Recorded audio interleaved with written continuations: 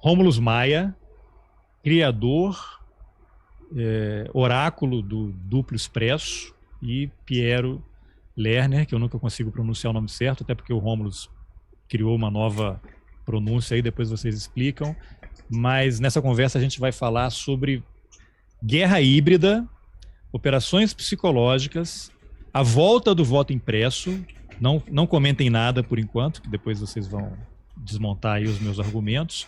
Mas para começar, eu queria que o Rômulus, que está fazendo a estreia aqui no Roteirices, né, praticamente uma operação cruzada aqui, né, se apresentasse rapidamente para quem, por algum acaso, não conheça, né, e falar do duplo expresso. Como é que começou o duplo expresso? Você é um advogado que está aí autoexilado na Suíça, né, em Berna, e advogado aí começou a entrar nesse mundo aí da comunicação, de vídeos e acusar todo mundo. Para quem não te conhece, queria só que você se apresentasse rapidamente, né? Tudo que eu falei daria uma temporada inteira só de você, mas seremos breves aqui para você se apresentar. Principalmente comigo, Carlos Alberto, porque eu não sei se você já viu, tem vídeos nossos do Duplo Expresso com mais de 4 horas no nosso canal no YouTube. Então, foi bom você ficar aí me olhando, qualquer coisa foi um sinal para eu cortar. Bom, queria Tá. cumprimentar você, agradecer pelo convite, queria cumprimentar também o espectador do Roteirice, cumprimentar minha alma gêmea intelectual, Piero Leiner, que está aí mais uma vez. De fato, não é que eu inventei uma pronúncia, eu pronuncio da forma alemã germânica original o sobrenome dele, para os vovôs ficarem felizes onde quer que estejam. Mas enfim, mas ele não gosta muito disso não, mas enfim, agora pegou, o pessoal fala, não tem mais jeito de voltar atrás. Inclusive, né, então ficou como se fosse um nickname do Piero na contra-efetuação da guerra híbrida, no mundo virtual, que é como aconteceu comigo também. Esse nome Rômulus Maia é um pseudônimo, começou originalmente, era só É um pseudônimo? É, Não é seu pseudônimo. nome? É muito diferente, meu nome é Rômulo, né? Então, assim, realmente eu queria me disfarçar muito, né? Então, de E vez é em Maia com I, não Pois com é. Y. Com I, não tem Maia. O Maia era o nome da minha cachorra, cujas cinzas estão aqui, gente. Brincadeira, não. Vou mostrar aqui. Não. Ela em algum lugar tá as cinzas da Maia, era minha chihuahua, que veio do Brasil para ficar comigo aqui na Suíça. Até hoje está aqui presencialmente, mas em espírito até nesse pseudônimo que eu uso. Era só Rômulus. Eu no início não mostrava a minha imagem, não era vídeo. Eu comecei como articulista lá no GGN do senhor Luiz Nassif, em 2016, Ironias do Destino. E aí, quando no início assim, eu era muito hesitante em, primeiramente, assinar com o meu nome de batismo e também mostrar a minha imagem, então era um avatar com uma imagem de uma escultura africana, porque aquela altura, aí final de 2015, início de 2016, eu ainda tinha a expectativa de voltar para o Brasil e voltar a atuar no meu meio profissional de grandes e tradicionais bancas de advocacia, cujo pendor ideológico certamente seu espectador desconfia qual seja, né? Então, eu trabalhei nas maiores bancas de advocacia do Brasil, Pinheiro Neto, Demarest Almeida, Leite Tosto, foi o último no qual eu trabalhei antes de vir para a Europa em 2009, fazer o meu segundo mestrado em Direito Internacional Econômico em Barcelona, foi assim que eu vim parar aqui, na Europa.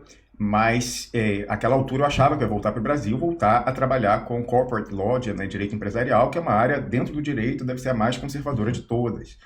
Trabalhei em grandes projetos, né, de project finance no Brasil, principalmente na área de petróleo e gás. Isso me deu, depois dessa nova encarnação de analista e cronista político, um conhecimento relevante para entender algumas jogadas.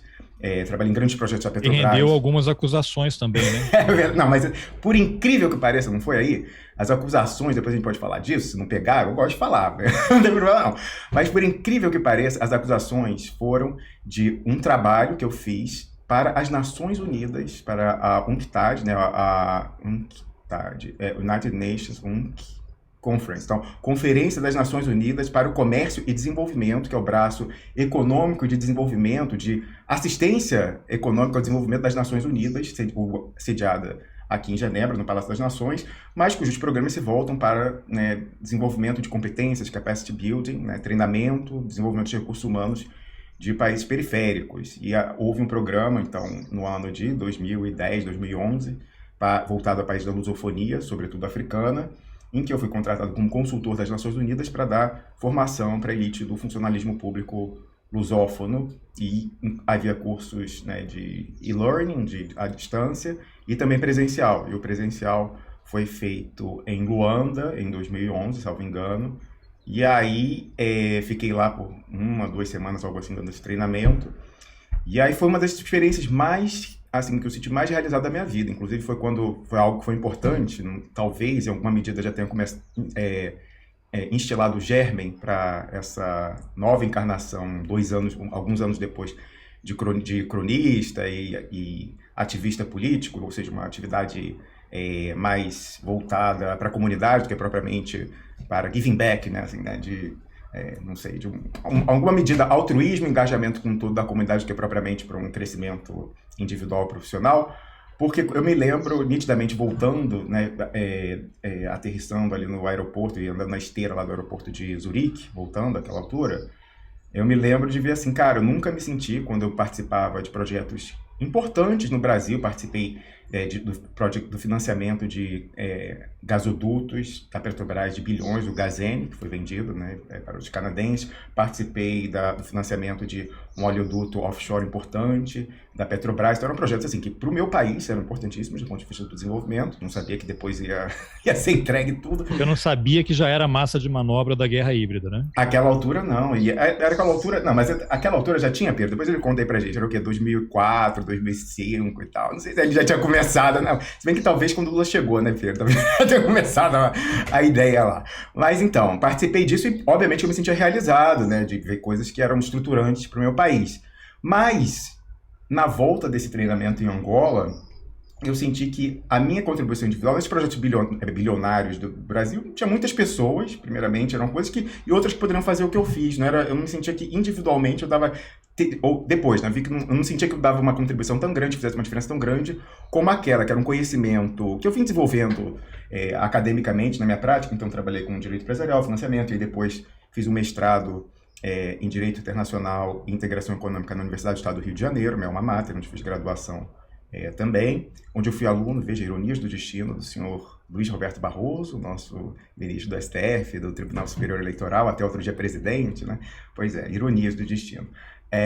E aí depois eu vim fazer mestrado LLM em Direito Internacional Econômico e Policy Making, como é que fala isso? Confecção, elaboração de políticas públicas na Universidade de Barcelona.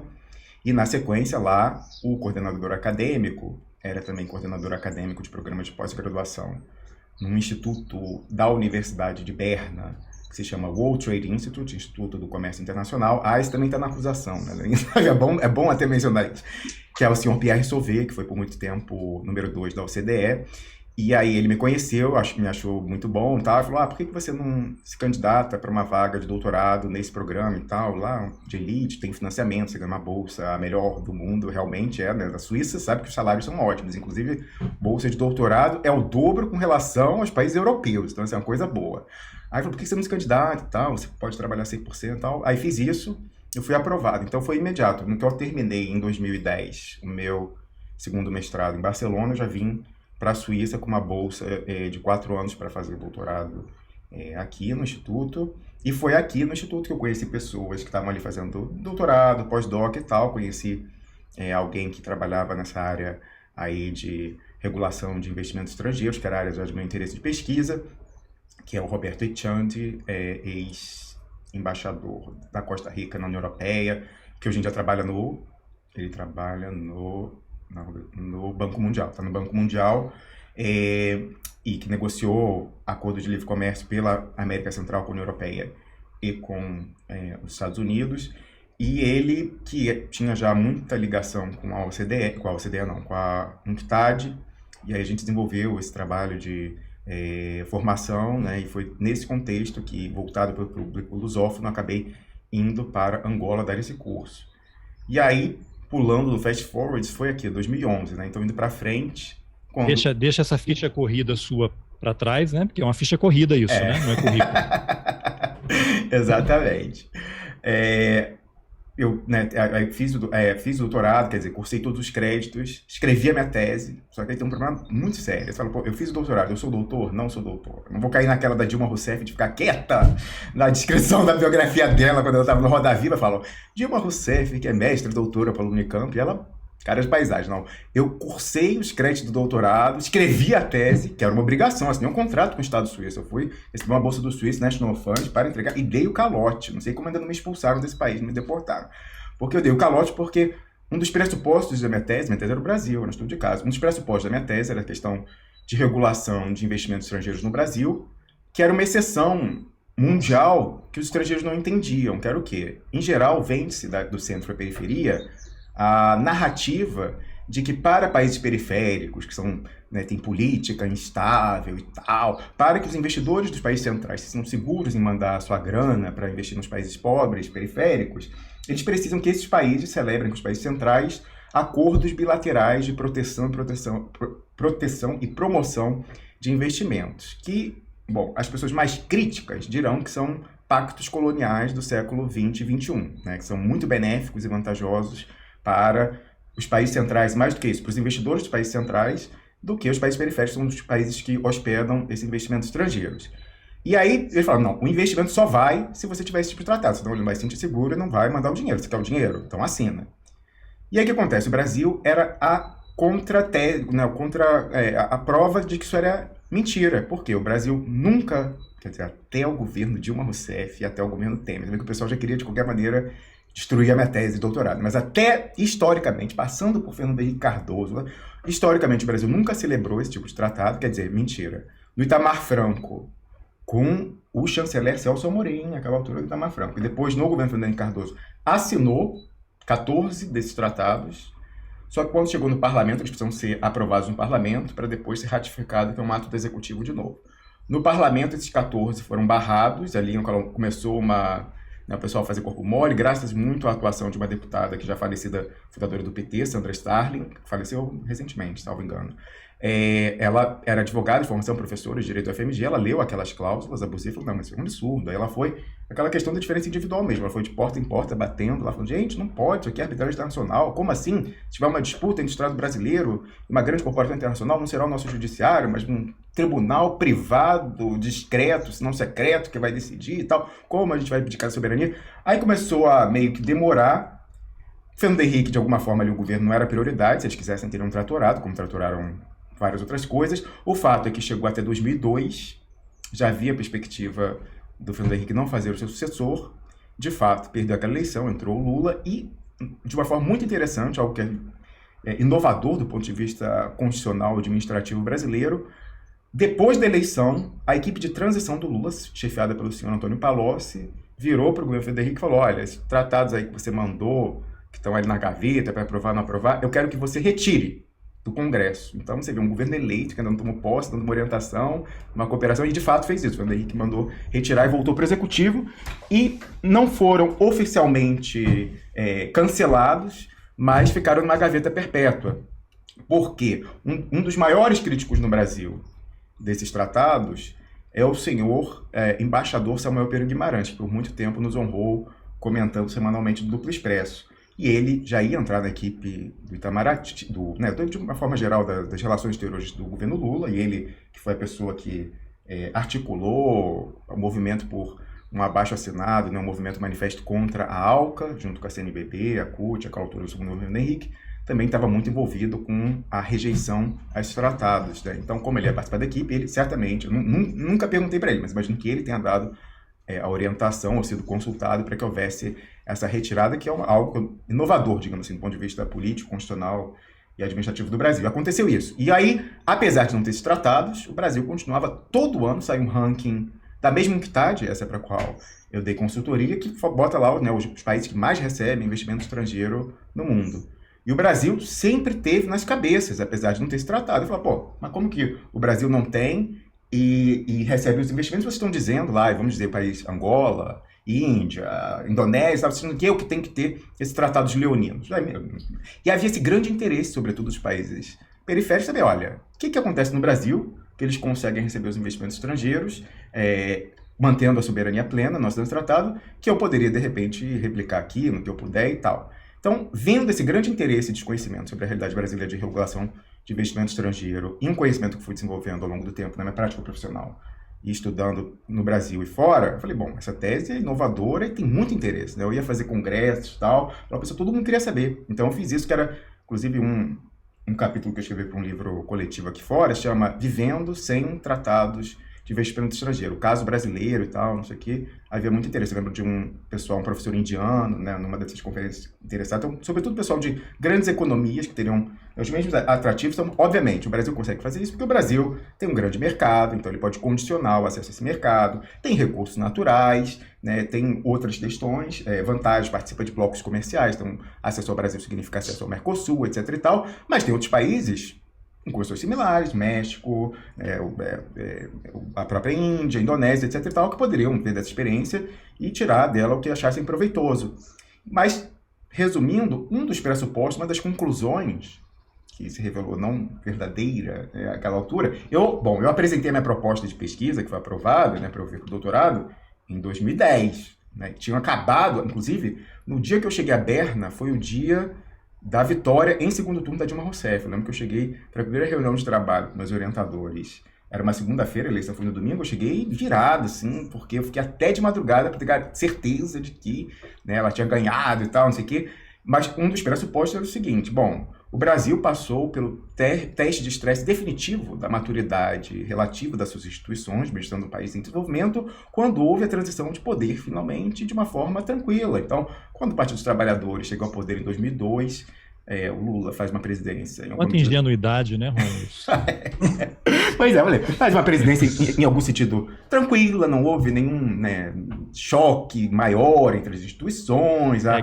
É o ovo da serpente sendo gestado, né? Levava mais. Eu não sabia, eu não conhecia Pirulai, né, nessa época. Então, assim, de alguma certa forma, houve, né, manutenção dos contratos, né, estabilidade jurídica, política, macroeconômica, né, tal. E agora já tem uma sucessora e tal, e continua. Então, eu falei, um dos pressupostos. Então, você, Índia, Indonésia e tal, há uma percepção dentro e fora de que o Brasil é um país estável política, jurídica e economicamente. Então, isso talvez seja um dos requisitos e tal. E aí, né, passei 4 anos e escreve capítulo, apresenta em congresso internacional, apresenta para dentro e tal, e recebe crítica e altera e blá, blá, blá. 4 anos recebendo uma bolsa muito boa, né, das melhores do mundo. E aí, eis que chega ali 2014, que eu já estava no fim, era o último, penúltimo ano da bolsa. Aquela eleição, não sei quem está nos assistindo se tem essa mesma experiência, mas a gente ganhou, né? Não sei também quem a pessoa votou em 2014, mas enfim, ficou assim, isso não acabou, cara. Eu lembro também da madrugada, eu falei, cara, não acabou, tá esquisito isso aí, eu não acho que o pessoal... lembro que eu estava em Brasília na reeleição da Dilma, e havia parentes aqui em casa que não eram pela Dilma, a fúria em que eles estavam, eu lembro como se fosse agora, no dia seguinte, havia uma sensação de medo, de você não se sentir à vontade para celebrar, para comemorar a reeleição da Dilma. Tinha um clima estranho, muito estranho. Eu lembro que em 2004 eu fui à França de férias com a minha esposa, em julho de 2004. E a gente sentiu que tinha um clima meio estranho na França. A gente voltou para o Brasil, um mês depois começou aquela confusão ali, nos banlieues, ali nos subúrbios, de queimar carro, não sei o quê.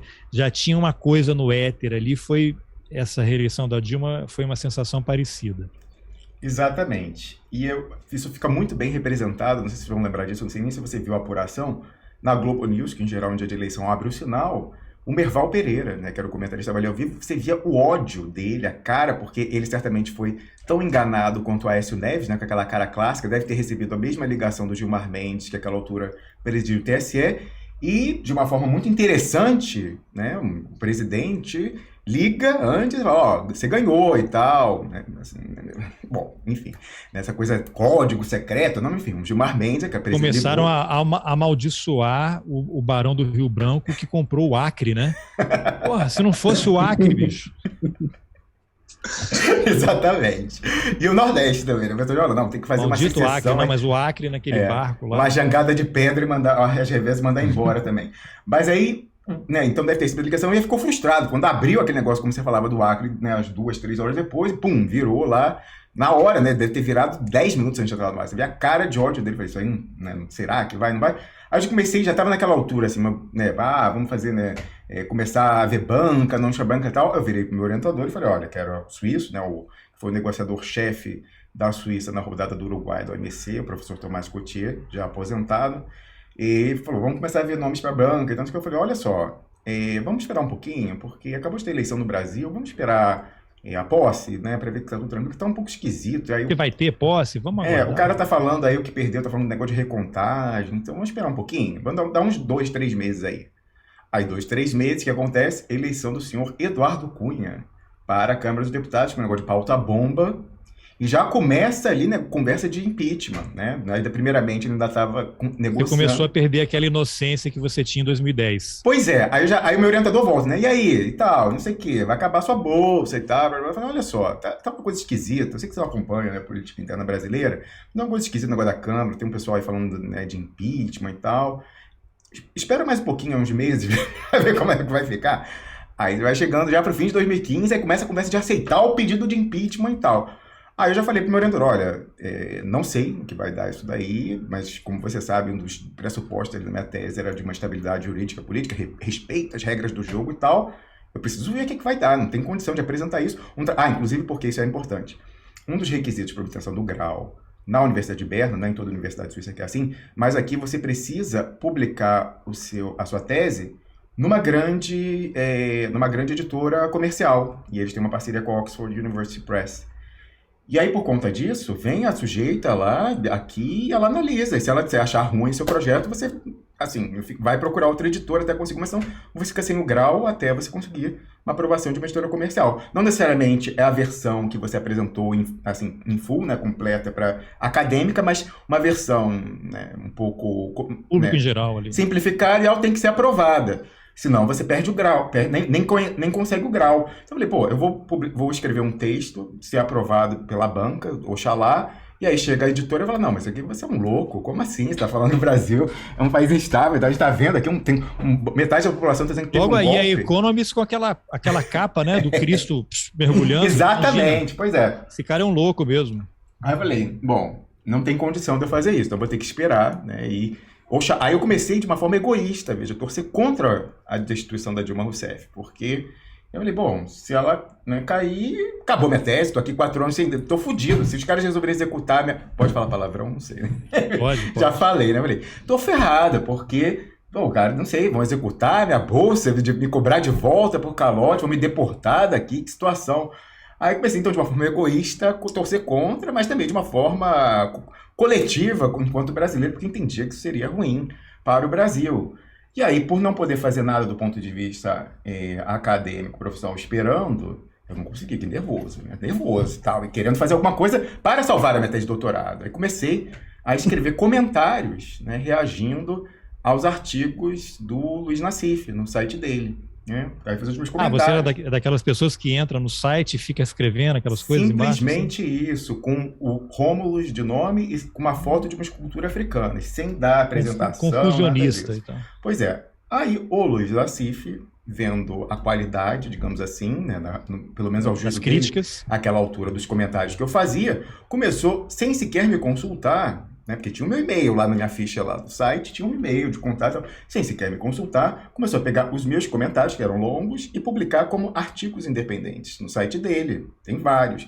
Alguns, inclusive, ele começou a fazer em coautoria. Ele pegava e fazia uma introdução ao meu comentário. E o mais Luiz clássico... Nassif, colaboração Rômulus Maia. O mais clássico deles, que eu acho que foi inclusive o primeiro em que ele fez isso. Era um comentário, ele fez um artigo criticando alguma postura dúbia, aquela altura do Luiz Roberto Barroso, então ministro do STF, a quem coube a relatoria da formalidade dos ritos do impeachment no Supremo. Então foi por isso que começou o Eduardo Cunha dizer que aceitava, aí sei lá quem foi o PT, o governo recorreu e caiu a relatoria com o Luiz Roberto Barroso. E ao fim e ao cabo, ele decidiu, aquela altura eu acho que não tinha decidido ainda, estava aquela coisa e tal, decidiu que a formalidade, o rito deveria seguir o mesmo de 1992 do Fernando Collor, né? E aí, isso, em alguma medida, era importante, e aquela altura foi tido como uma vitória da Dilma, tinha um pessoal que queria uma coisa mais sumária, e ele, né, Inclusive, naquela altura ele foi atacado pela Lava Jato, o pessoal de Curitiba pagou lá um site para levantar negócio de apartamento dele em Miami, estrutura de otimização fiscal, né, que ele teria feito para adquirir, no nome da esposa, etc e tal. Mas enfim, naquela altura ele foi hostilizado por essa galera daí.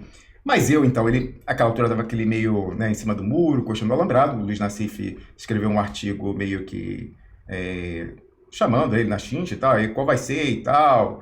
E aí eu, na qualidade de ex-aluno dele, escrevi um comentário embaixo relatando fatos da juventude dele que ele relatou em sala de aula, quando ele participava do movimento estudantil na Universidade do Estado do Rio de Janeiro, como ali finais da ditadura, então nos estertores de 79, 78 e tal. E aí parece que alguém lá, um colega deles, não ele no caso, mas algum colega deles que era mais radical, comunista e tal, foi chamado para o DOPS para prestar um depoimento, alguma coisa assim, e eles ficaram, né, preocupados e tal. E aí, àquela altura, né, devia ser prática corrente, daquela coisa, você vai ver quem que você pode contatar para, né, o pessoal servir como uma dissuasão a uma coisa mais grave. E aí eu lembro, ele relata que ele foi procurar o então diretor da Faculdade de Direito, que falou, segundo ele, assim, olha, eu não tenho nada comunista, eu não gosto de comunista, e eu quero mais comunista se foda. Esse é o diretor àquela altura. E aí ele saiu procurando... Você ouviu o Barroso falando em sala de aula e você presente, mas ele falou, te contou. Sim, sim. E o pessoal encontrou depois um relato online disso. No que eu falei, escrevi esse artigo, alguém, lendo a publicação que o Nassif fez, encontrou um relato de uma entrevista do próprio Barroso relatando isso. Então tem online esse texto em primeira pessoa dele narrando, inclusive falando desse diretor da Faculdade de Direito. Aí eles saíram, né, e foram à OAB, aquela altura a sede da OAB era no Rio de Janeiro, conversar com o meu Deus, o nome dele, que era o da bomba, da doutora Lídia, que morreu, meu Deus, Raimundo Fauro. Pois é. Foram, Fauro, enfim, não sei qual é a pronúncia, cada um fala uma coisa. Exatamente. Aí, eles foram falar com o Raimundo Fauro e conheceram a doutora Lídia, né, mártir, que morreu com a bomba, né, aí atacada no final da ditadura, mas aí conseguiram, e de fato o Raimundo Fauro foi quem fez uma intervenção naquela altura e ligou, porque era isso que eles queriam, que alguém ligasse para lá, para o DOP, olha, um menino aí que vai depor e tal, hein, vai correr tudo bem, né, e tal, só para servir como uma dissuasão. De fato, quando ele relatava isso, o Barroso era de uma forma a registrar essa passagem do Raimundo Fauro como algo, né, digno de mérito e tal. E aí, a essa altura... Na verdade, quem era o presidente da OAB, eu chequei aqui, era o Eduardo Seabra Fagundes. Mas foi o Raimundo Faoro, então era antes, depois... ele era lá mas na bomba matou a secretária do Eduardo Seabra Fagundes. Mas já era a doutora Lídia, e quando o episódio do Barroso ocorreu, o presidente era o Raimundo Faoro, então deve ser antes dessa administração aí. A secretária continua a mesma, a presidência variando, mas era o Raimundo Faoro nessa altura. Aí, porque 79, vai aí, deve ser antes desse aí que você falou, deve ser o Raimundo Faoro, provavelmente. Não, a bomba foi em 81, 82, né? Então, isso eu acho que foi em 79, eu acho, salvo engano, foi em 79 essa história que eu tô narrando. 27 de agosto de 1980. O presidente da OAB era o Eduardo Seabra Fagundes e a dona Lídia Monteiro da Silva era secretária. A carta era para o Eduardo Seabra, ela abriu, explodiu, na mão dela ela morreu. Isso, exatamente. Antes, então, era o Raimundo Faoro. Pode checar aí enquanto eu tô falando se o presidente do Conselho Federal da OAB antes não era o Raimundo Faoro. E aí, ele narrava isso, né, de um tom elogioso de alguém, de uma certa forma, àquela altura, tudo bem, a ditadura já estava desgastada, fazendo concessões, sendo abertura lenta, gradual, mas, de uma certa forma, foi uma ousadia do Raimundo Faoro de, né, colocar o dele na reta. Abril de 77 a abril de 79, o Faoro presidiu a OAB. Então é isso. Então foi antes desse abril de 79. Antes da bomba. Exatamente. Aí ele falava disso, né, e tal. E aí nesse comentário que eu fiz, ao comentário do Nassif cobrando ousadia do Barroso, eu falei, olha, ainda mais ele que falava do Raimundo Faoro como exemplo e tal, citou nos livros dele, cita muito, falou, ele agora está na hora de mostrar que tem corrôneas também, coloca o dele na reta e tal, não sei o quê. E aí, o Nassif, obviamente, gostou disso e desse relato, né, que eu coloquei ali, que alguém encontrou o Barroso fazendo todas essas referências nesses termos, numa entrevista que ele deu. Salvo engano, a entrevista é um jornal da UERJ, da Faculdade de Direito. Acho que é essa entrevista que ele deu. Aí ele foi e republicou isso como um artigo independente e colocou uma introdução dele, assim, Luiz Nassif e tal, veja aí, Barroso, Faoro e tal. E aí o meu texto. E aí, essa foi a primeira vez, mas teve mais 3, 4 vezes em que ele pegava comentários de outros artigos e publicava como artigos independentes lá. A sua revelia. Isso, nem me consultou. Mas aí, depois disso, a gente começou a se conversar por e-mail e tal, obviamente que eu tenho esses e-mails. E aí ele me convidou, falou, por que você não abre um blog aqui no GGN, publica os seus artigos, tal, tem tido, né, um feedback muito bom, tem pessoas em Brasília lendo e tal. Aí eu falei, tudo bem, né, não estou podendo escrever meu doutorado esperando ver o que vai acontecer, quero inclusive fazer o meu máximo para impedir que o meu doutorado vá para o vinagre. E aí comecei a publicar os artigos lá e tal, e realmente teve uma repercussão e tal, e indiretamente foi assim que eu conheci o Sr. Piero Leiner, que está aqui comigo. Por quê? Alguns meses depois eu recebi, assim como o Nassif gostou do meu comentário, eu comecei a receber alguns comentários maravilhosos, e um deles... Bom você citar o Piero, porque as pessoas esqueceram que ele está aí, né? Mas ele está e vai entrar daqui a pouco. Exatamente, mas já apareceu na tela, pela risada. Muito gentil da sua parte. Muito obrigado, Piero. Ele está acostumado, coitado, a sentar e ficar ouvindo. Mas então, um dos comentários era de uma cidadã que nem eu assinava Rômulus, sem foto, uma cidadã sem foto, assinou Maria, e fez um comentário maravilhoso a um desses artigos em que eu me dirigia ao Barroso, chamando ele na chincha, como ex-aluno, falou, olha, você, que decepção, e tal, e ela falou assim, fez um comentário, falou assim, olha, como a vida inteira fui professora, né, na Universidade de São Paulo, de ciência política, de antropologia, e na qualidade de professora, eu... né, consegui identificar mais assim a sua decepção e tal, e falando, se fosse ele lendo o seu texto, eu ia cortar os pulsos, então, né, resumir, tá publicado no meu blog antigo esse texto, né, cortaria os pulsos, porque você acabou com ele e tal, qualquer professor que lê uma coisa dessa tem que se atirar na linha do trem depois disso e tal, mas o comentário era muito melhor do que isso, com várias coisas. Eu falei, gente, quem é essa pessoa maravilhosa e tal, porque essa não tinha e-mail, não tinha nada, era Maria, né, e um comentário... Aí eu peguei, o que eu fiz? Peguei esse comentário dela, eu republiquei como um artigo independente, já no GGN, na qualidade já de articulista ali, falando... Desculpa, Rômulo, tem uma coisa assim... Tem, e não é aqui, eu acho que que é em São Carlos, no interior de São Paulo. Tem um barulho aí? Deve ser, foi, mano, era lá. Deve ser as cigarras dos canaviais aí, né? Tá certo. Tá. O agronegócio avançando. Exatamente. São as cigarras morrendo, no caso, né? Aí, o canto da cigarra. Olha o canto da cigarra. Vocês ficam brincando, mas eu moro na borda do campo aqui. Se eu atravesso a rua saindo de casa, é uma fazenda. É o agronegócio. Mas é uma fazenda orgânica, como o Lula quer, ô Piero? Não é o que parece. Mas enfim.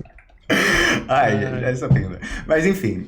Aí a professora. Eu reproduzi o texto dela maravilhoso, né? E aí botei, mas entra assim, por favor, Maria, cadê você, mulher? Me responde aqui nos comentários, colocando seu e-mail, preciso entrar em contato com você e tal, não sei o quê. Falei, foi o único comentário que ela deixou. E aliás, no comentário, ela dizia assim, tô aqui há anos lendo artigos, nunca comentei o de ninguém, mas esse mexeu tanto comigo na qualidade de professor que eu tive que responder. Eu falei, meu Deus, a mulher nunca escreveu um comentário na vida? Será que ela vai ver? Será que ela vai comentar de novo? Meu Deus, o que seria agora de mim e tal? Mas aí eis que ela viu esse novo artigo e comentou e mandou e-mail dela. E Maria era Maria Lúcia Montes, professora da Ciência Política e Antropologia da Universidade de São Paulo e orientadora de mestrado e doutorado do Sr. Piero Leiner.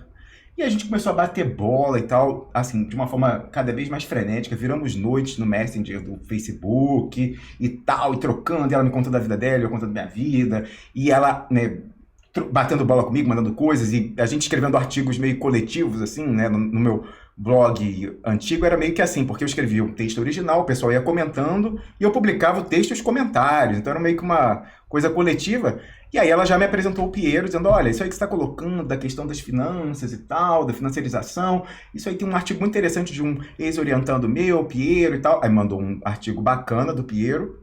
Eu já falei, gente, vamos ver como é que a gente publica isso aqui e tal, não sei o quê. E aí eu mandei o artigo do Piero para o Luiz Nassif. Isso foi publicado no GGN, esse artigo. Você lembra, Piero? Isso estava publicado lá.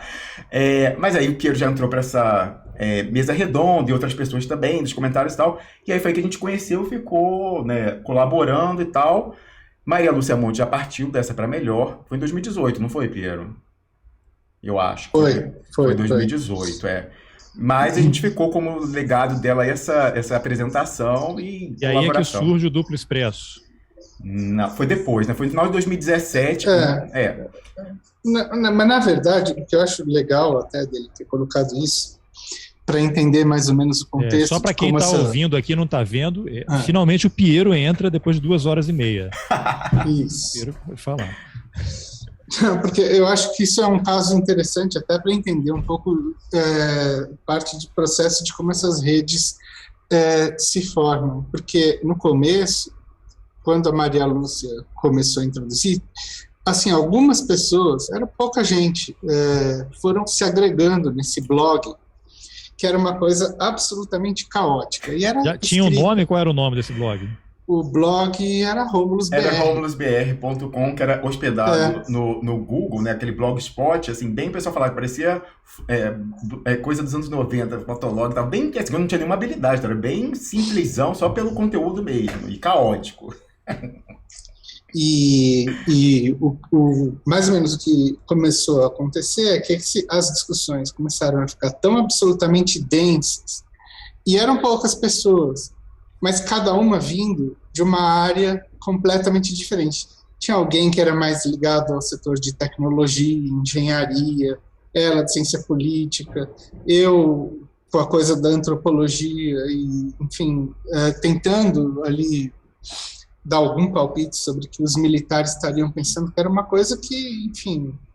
Ou seja, era uma guerra híbrida, né? Era uma guerra híbrida. Mas é aí que exatamente eu estou querendo chegar. O Piero, só acrescentando, ela própria tinha sido professora da ICM, certo?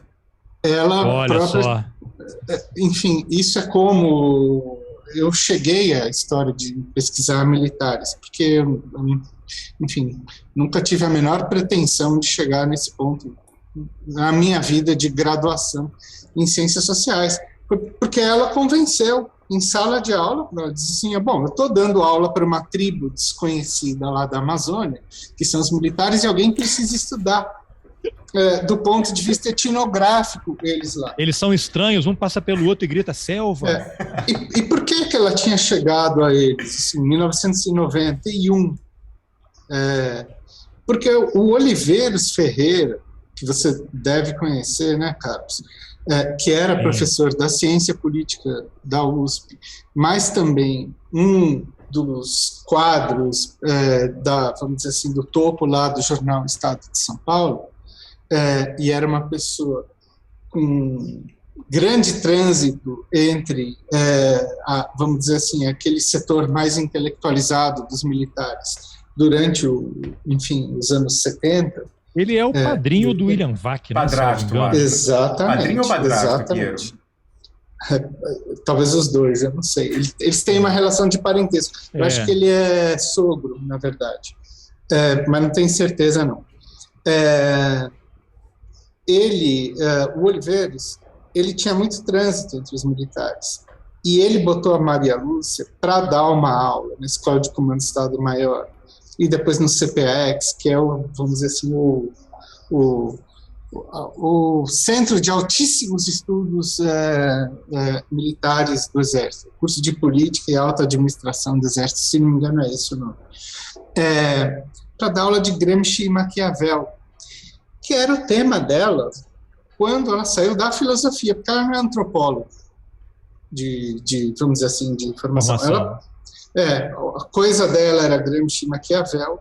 Ela, inclusive, foi exilada lá na Inglaterra, se não me engano, ela estava em Essex, junto com aquele pessoal, o Laclau, enfim, que hoje voltou à moda, que é todo esse pessoal que voltou a discutir Gramsci agora, né? Enfim, o tema estava na crista da onda, mas não era por conta do Olavo de Carvalho, nem de toda...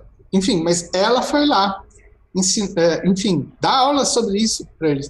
E ela dizia o seguinte, alguém tem que estudar etnograficamente esse povo. E ela falava para mim, Piero, esse pessoal do Exército hoje está com uma visão anti-americana. É outra pegada, e a Amazônia está no centro desse negócio, você precisa ir lá. E isso, na antropologia, tem um certo lugar, que é a Amazônia, antropólogo, índio, né? E foi assim que eu fui convencido a estudar lá, né? Não tinha nenhuma relação com o militar, enfim, o máximo que eu cheguei próximo dos militares foi o dia que eu tive que me apresentar aos 18 anos lá no QG no Ibirapuera, né, e fui dispensado. Bom, o Isso aí fato... gerou uma mágoa, né, que você foi dispensado, aí você foi dispensar os caras. Mágoa nenhuma, imagina, eu já estava fazendo ciências sociais. Agora começa a fazer sentido, ó, o revanchismo. Não tem revanchismo nenhum, pelo contrário. Na época, foi uma relação tensa, cheia de percalços, isso depois foi publicado até na minha tese de mestrado,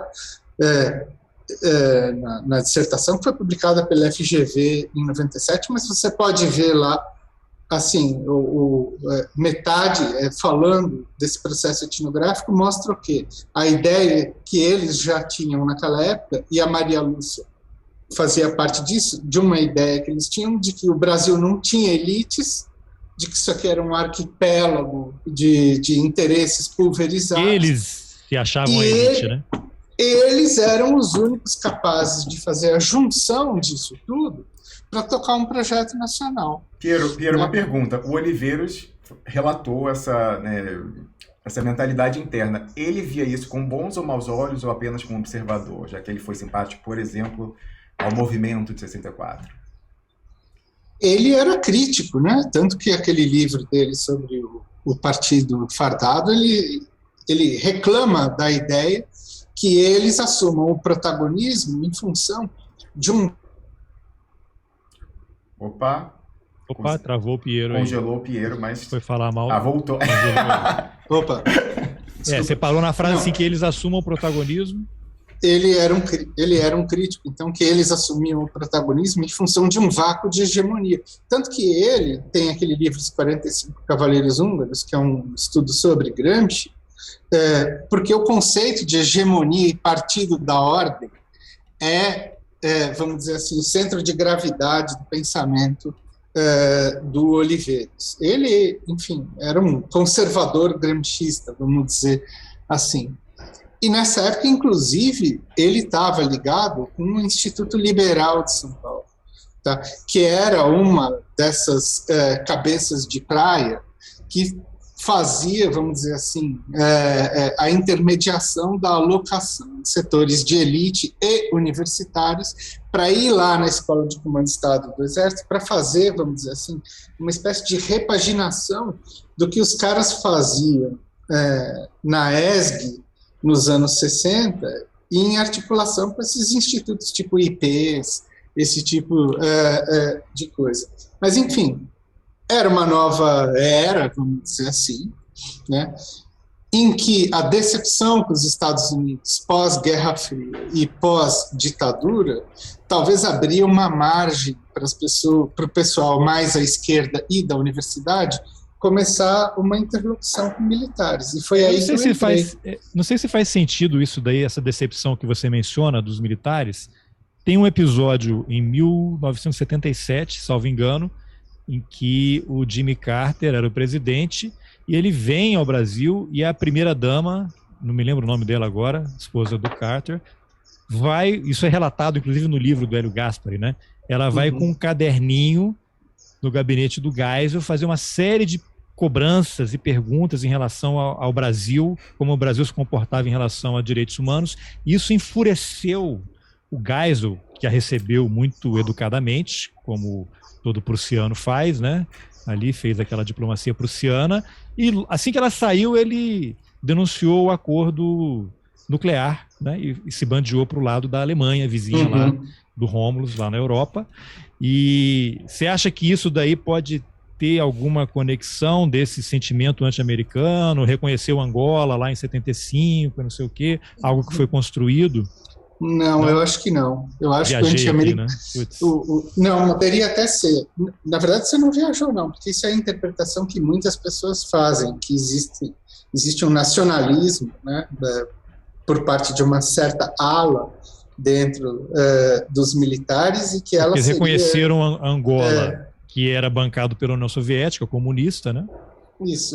O fato de ter alguma ambição própria em termos geopolíticos no regime militar não significa adesão ao anti-americanismo de cara. Inclusive, se você vê os livros do Meira Matos, de geopolítica, você vai ver claramente a identificação da ideia de que o Brasil se constitui no eixo de uma civilização ocidental, cristã e tal, e é disso que a gente tem que se defender. E essa ideia, ela continuou depois também.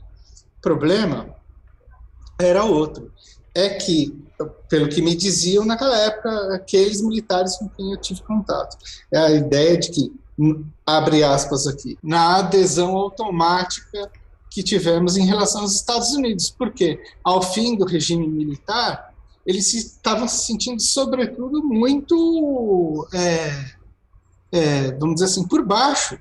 Não tinha mais ligação com elites, não existia mais o prestígio militar de circular pelas altas rodas. Era uma coisa comum, por exemplo, eu fui entrevistar general, Carlos, que ia de ônibus até o CPDOC e voltava de ônibus, não tinha viatura, não tinha motorista, não tinha nada. Penúria. Não só uma penúria, tinha uma coisa de uma certa penúria simbólica, vamos dizer assim, de um rancor de não estar mais participando das altas rodas sentimento, né? Um pouco, eu acho. E eu até entendo, vamos dizer assim, razões disso. Mas eles diziam assim, bom, então o regime militar só serviu para jogar a gente nessa situação, e 2, os Estados Unidos não colaborou. Aí começa a entrar toda a coisa da Amazônia, né, no radar.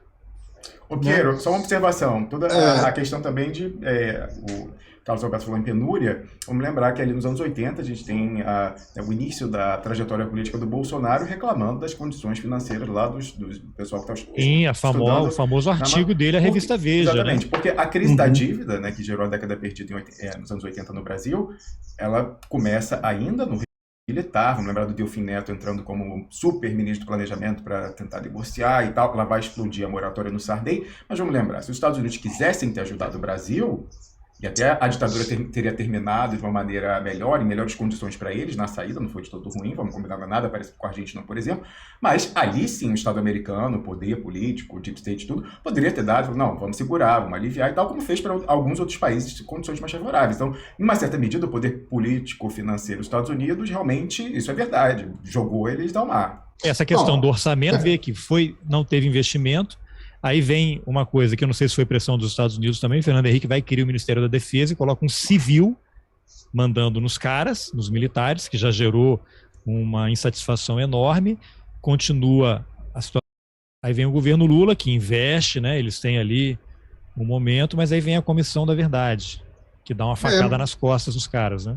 Mas você vê, né, nesse tempo todo, e é isso que eu detectei, e a Maria Lúcia já sabia disso naquela época, desde aquela época, muito antes de Comissão da Verdade, muito antes de qualquer coisa, já tinha esse problema deles falarem de que o Brasil não consegue, então nós conseguimos. Só que como eles viam que o desgaste provocado por estar no governo era uma coisa que não compensava, bem teoria dos jogos, não deu a recompensa necessária, falaram o seguinte, bom, é melhor a gente atuar em segundo plano. Então, eles nunca esqueceram, de fato, a ideia de que eles são os agentes centrais da organização da vida estatal brasileira.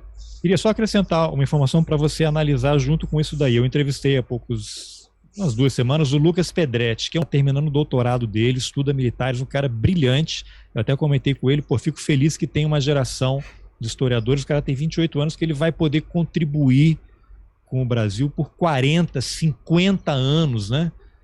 Que vai poder fazer frente ao 04, né? Que tem 20 anos, vai ficar 60 anos atormentando a vida nacional. Pelo menos do outro lado tem um cara brilhante, né? Fazendo um trabalho sério.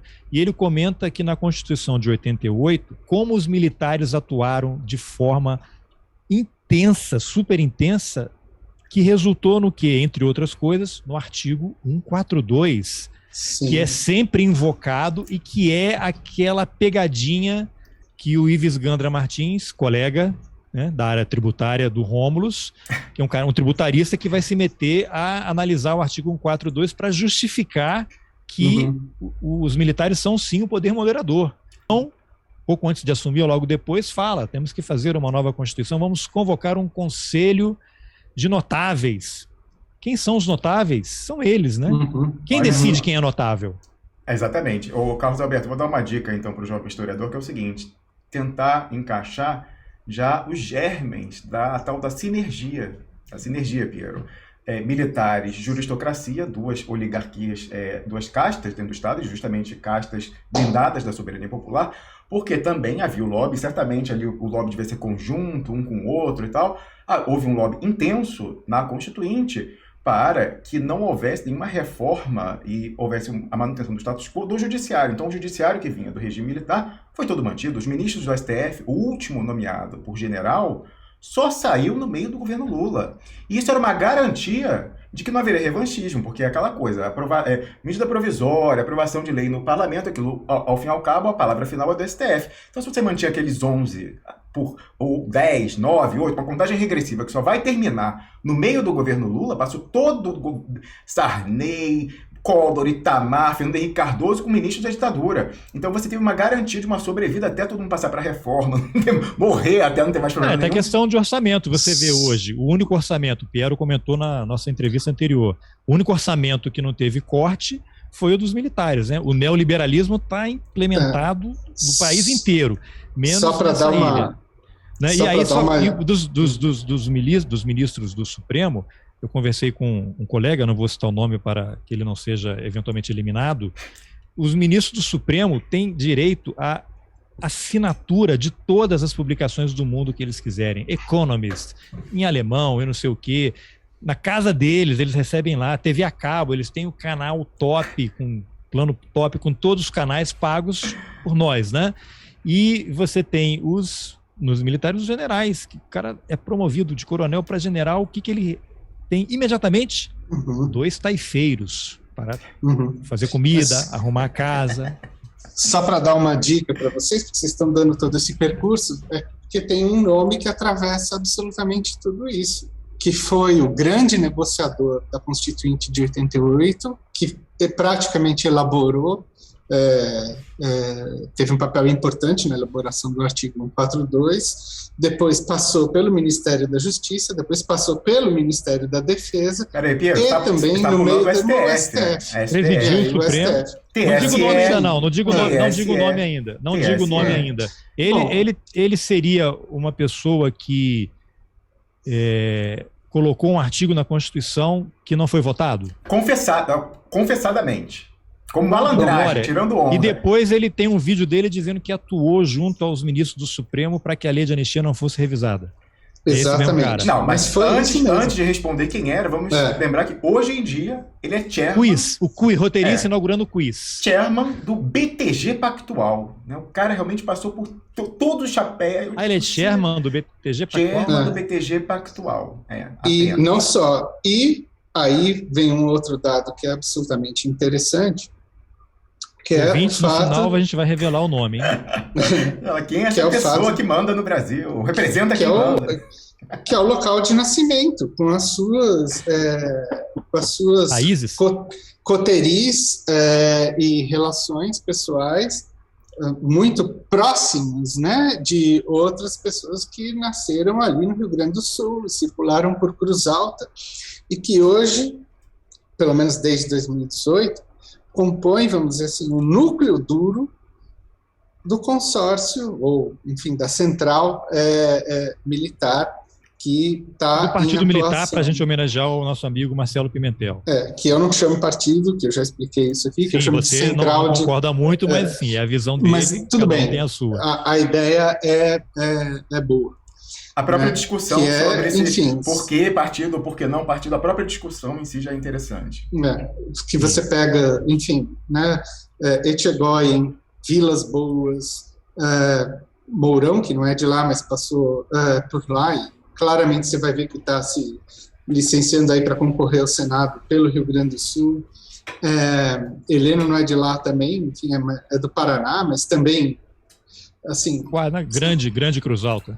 É só ler o livro de entrevista o livro de entrevista do Vilas Boas, que vocês Celso vão ver Castro como é excelente. Celso Castro enfim, que muita coisa passa pelo fato de que a socialização pós-oficial, né, pós ter passado pela MAN e tal, ao longo da carreira, também tem imbricada com o fato desse pessoal todo ter saído lá do Rio Grande do Sul, e tal qual é esse ex-ministro que passou por várias etapas aí, cujo nome a gente vai falar mais lá para frente. Mas, enfim, isso representa, ao meu ponto de vista, uma peça essencial no entendimento do fato. Eu acho que é aí que a gente podia, enfim, sintetizar essa história toda, de que há talvez um campo enorme, né, ainda a ser visto em documentação e estudado, né, do qual eu acho que a gente pegou vários aspectos. A arquitetura geral já está identificada, né, que é essa sinergia dos militares principalmente com o poder judiciário. Eu acho que, enfim, isso está no centro de grande parte das questões que movem, vamos dizer assim, as jogadas em grande maneira camufladas e criptografadas, né, dos jogos disso que a gente chama de guerra híbrida, mas podia chamar de N nomes que estão aí, que é a guerra híbrida. Vai, talvez a guerra híbrida como conceito, ela parta justamente desse pressuposto, quer dizer, os pilares dela são o imbricamento da política e da guerra, e 2, o uso dos meios jurídicos como plataforma para os objetivos militares se consolidarem. Sem que ninguém perceba que tudo isso está em utilização, que está sendo usado. Eu quero lançar uma pergunta para vocês, aí vocês disputem aí quem é que vai. Só uma observação, Carlos primeiro. Alberto. O Piero, foi você que escolheu para descrever isso, a palavra sinergia, para descrever essa cooperação. Era essa palavra que eu aristocracia e alta hierarquia militar, ou foi assumida e reivindicada pelos próprios num tweet muito famoso? Não, isso é a categoria nativa, como nós antropólogos falamos. Quer dizer, essa palavra mal passava pela minha cabeça. Foi isso que me chamou a atenção. Só para concluir a ideia do que era o antigo blog Romulus BR, porque a Maria Lúcia falou, vai atrás dos seus nativos que você conhecia lá dos anos 90 e vê o que esses caras estão falando. E eu fui procurar. Se tornaram? O que eles se tornaram? O que eles estão falando? Eu tinha perdido contato, né? Lá pelos anos 2000, nunca mais vi. E é isso que eu vejo, essa palavra mágica, né? Não só sinergia, como guerra híbrida. Os caras falando assim, guerra híbrida. Aí que eu fui ver o que é isso. Essa expressão você começou a ouvir no convívio com os militares? Não foi no convívio com eles.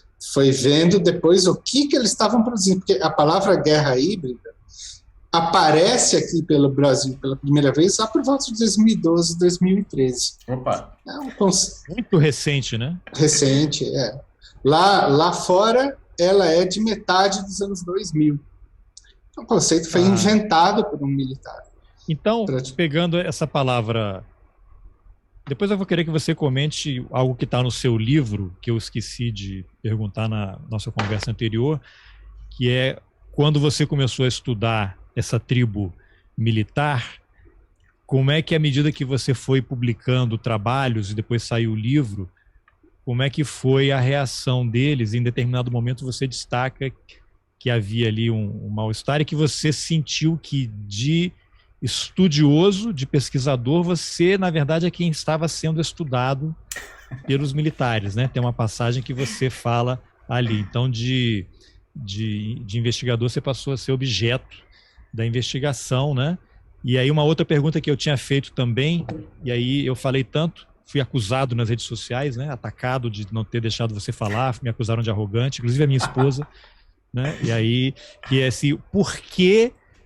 Qual é o problema de os militares se apropriarem dos antropólogos, né? Você mencionou que eles são usados em guerras, né? Eu tinha perguntado, mas aí eu pergunto, o que um antropólogo faz numa situação de guerra, né?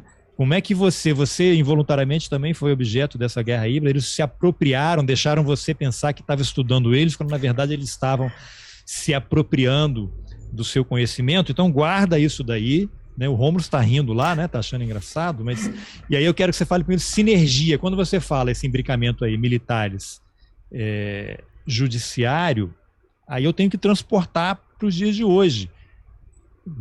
Só ele vai poder esclarecer isso, o dia que ele resolver contar, né, o ex-ministro Dias Toffoli, por que ele convidou o general Fernando Silveira para assessorá-lo lá no Supremo. Azevedo, desculpa. Azevedo, né? Só o Toffoli poderá dizer porque ele convidou o Fernando Azevedo para assessorá-lo no STF.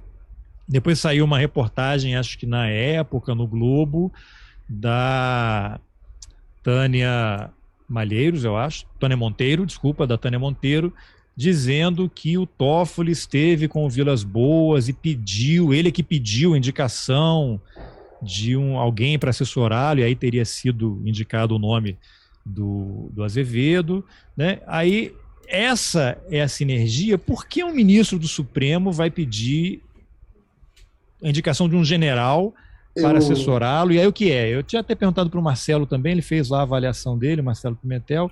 Quer dizer, por que um ministro vai pedir? É medo, é fazer uma ponte, é fazer uma média para ele não ser preso caso aconteça algum golpe, né? Para ele ser visto como um cara aliado. Ele é que pediu, ele foi induzido a pedir, e aí, de novo, ele também é massa de manobra, estão fazendo o Toffoli achar que ele está tomando a iniciativa, quando na verdade ele está sendo operado ali, né? E aí o cara sai e vira ministro do Bolsonaro, e aí sai com outros chefes militares sob o argumento de que não aceita roubos anticonstitucionais, e aí o Braga Neto assume o Ministério da Defesa, aí o cara, então aí ele é indicado para o TSE, aí depois ele sai alegando problemas de saúde, que é a pressão da família, e o cara que era o diretor de tecnologia que vai continuar no TSE, e aí depois é um gancho para a gente falar sobre a defesa que vocês fazem do voto impresso. Vou fazer uma pergunta errada aqui só para provocar vocês ficarem com raiva na hora de responder, mas começa então disso do antropólogo, objeto. Por que o antropólogo é usado? Porque é ruim. Qual o problema de ter um antropólogo indo para a guerra? Você falou que eles eram contratados a peso de ouro pelos militares nos Estados Unidos, né? Pagavam o dobro das universidades. E como é que foi essa, não sei se é ruptura, né? Você investigando os caras, começou a publicar, os caras não gostaram, eles meio que te isolaram, e você se sentindo objeto de estudo deles, aí a gente amarra com o TSE e tal. Só pegar uma carona na provocação, Piero. Olha só, esse senhor general Fernando Azevedo, né, que está aí nas manchetes, que fica, não fica no TSE, vamos lembrar que entre uma coisa e outra, entre o STF e TSE, teve o dia do não fico no Ministério da Defesa, né? Piero certamente vai comentar sobre isso, mas eu queria só dizer o seguinte: por que é importante ele ficou no STF não como um assessor pessoal do Dias Toffoli, ele era um assessor da presidência do STF. O que faz o presidente do STF? Em geral, até ele nem vota no julgamento do Supremo. Qual a importância de... Ou não, né? Digamos assim, se ele estava lá só para beber cafezinho e ficar olhando a paisagem brasiliense, o que é a importância de um presidente do STF? Fazer a pauta. Escolher o que entra em pauta ou não. Vamos lembrar, por exemplo, que na sequência do Dias Toffoli, eu acho que entra a Carmen Lúcia, ou ela era antes, enfim, não interessa.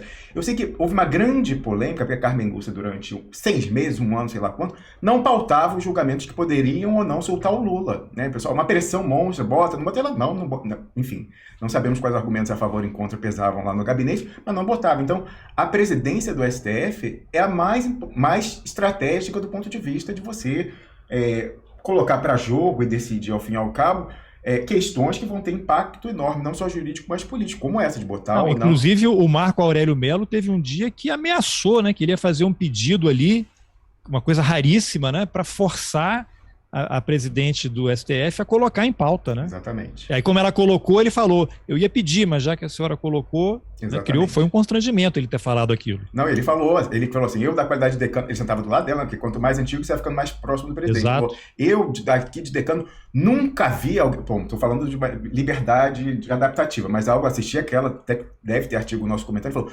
nunca vi alguém aviltar tanto a cadeira como a senhora, não sei o que, eu tava falando, gente, o que é isso? Mas, o Piero, você falava aí da sinergia, né, fez o reastório, mas vamos lembrar do tweet de papel passado, né, de alguém que era o comandante do Exército, né, falando com o então comandante lá, não, quer dizer, se dirigindo ao presidente do tribunal e falando, olha, sempre em sinergia e tal. Talvez tenha sido quando os de fora tenham tomado conhecimento desse vocabulário e da sinergia em si, dessas cartas. Sinergia eu gosto até de mencionar também, foram 14, né? São 14 generais do alto comando, generais 4 estrelas. 17 generais, a nata do Exército Brasileiro, os caras passaram décadas no Exército, nas fileiras, numa sinergia para burilar 280 caracteres de cada um dos 2 tweets.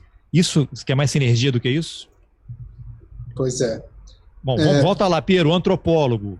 Você virou objeto? Assim, tem muita coisa a dizer sobre isso, né? Enfim, parte que é um pedaço todo da minha vida. Inclusive, isso não está publicado só no livro, não.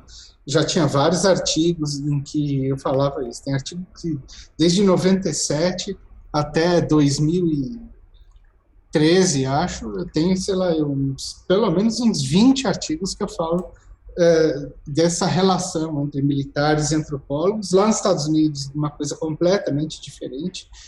E aqui, enfim, como esse processo ocorreu comigo, né?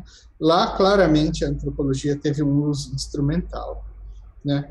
Em várias frentes, né? Uma delas foi montar todo a arquitetura doutrinária, né?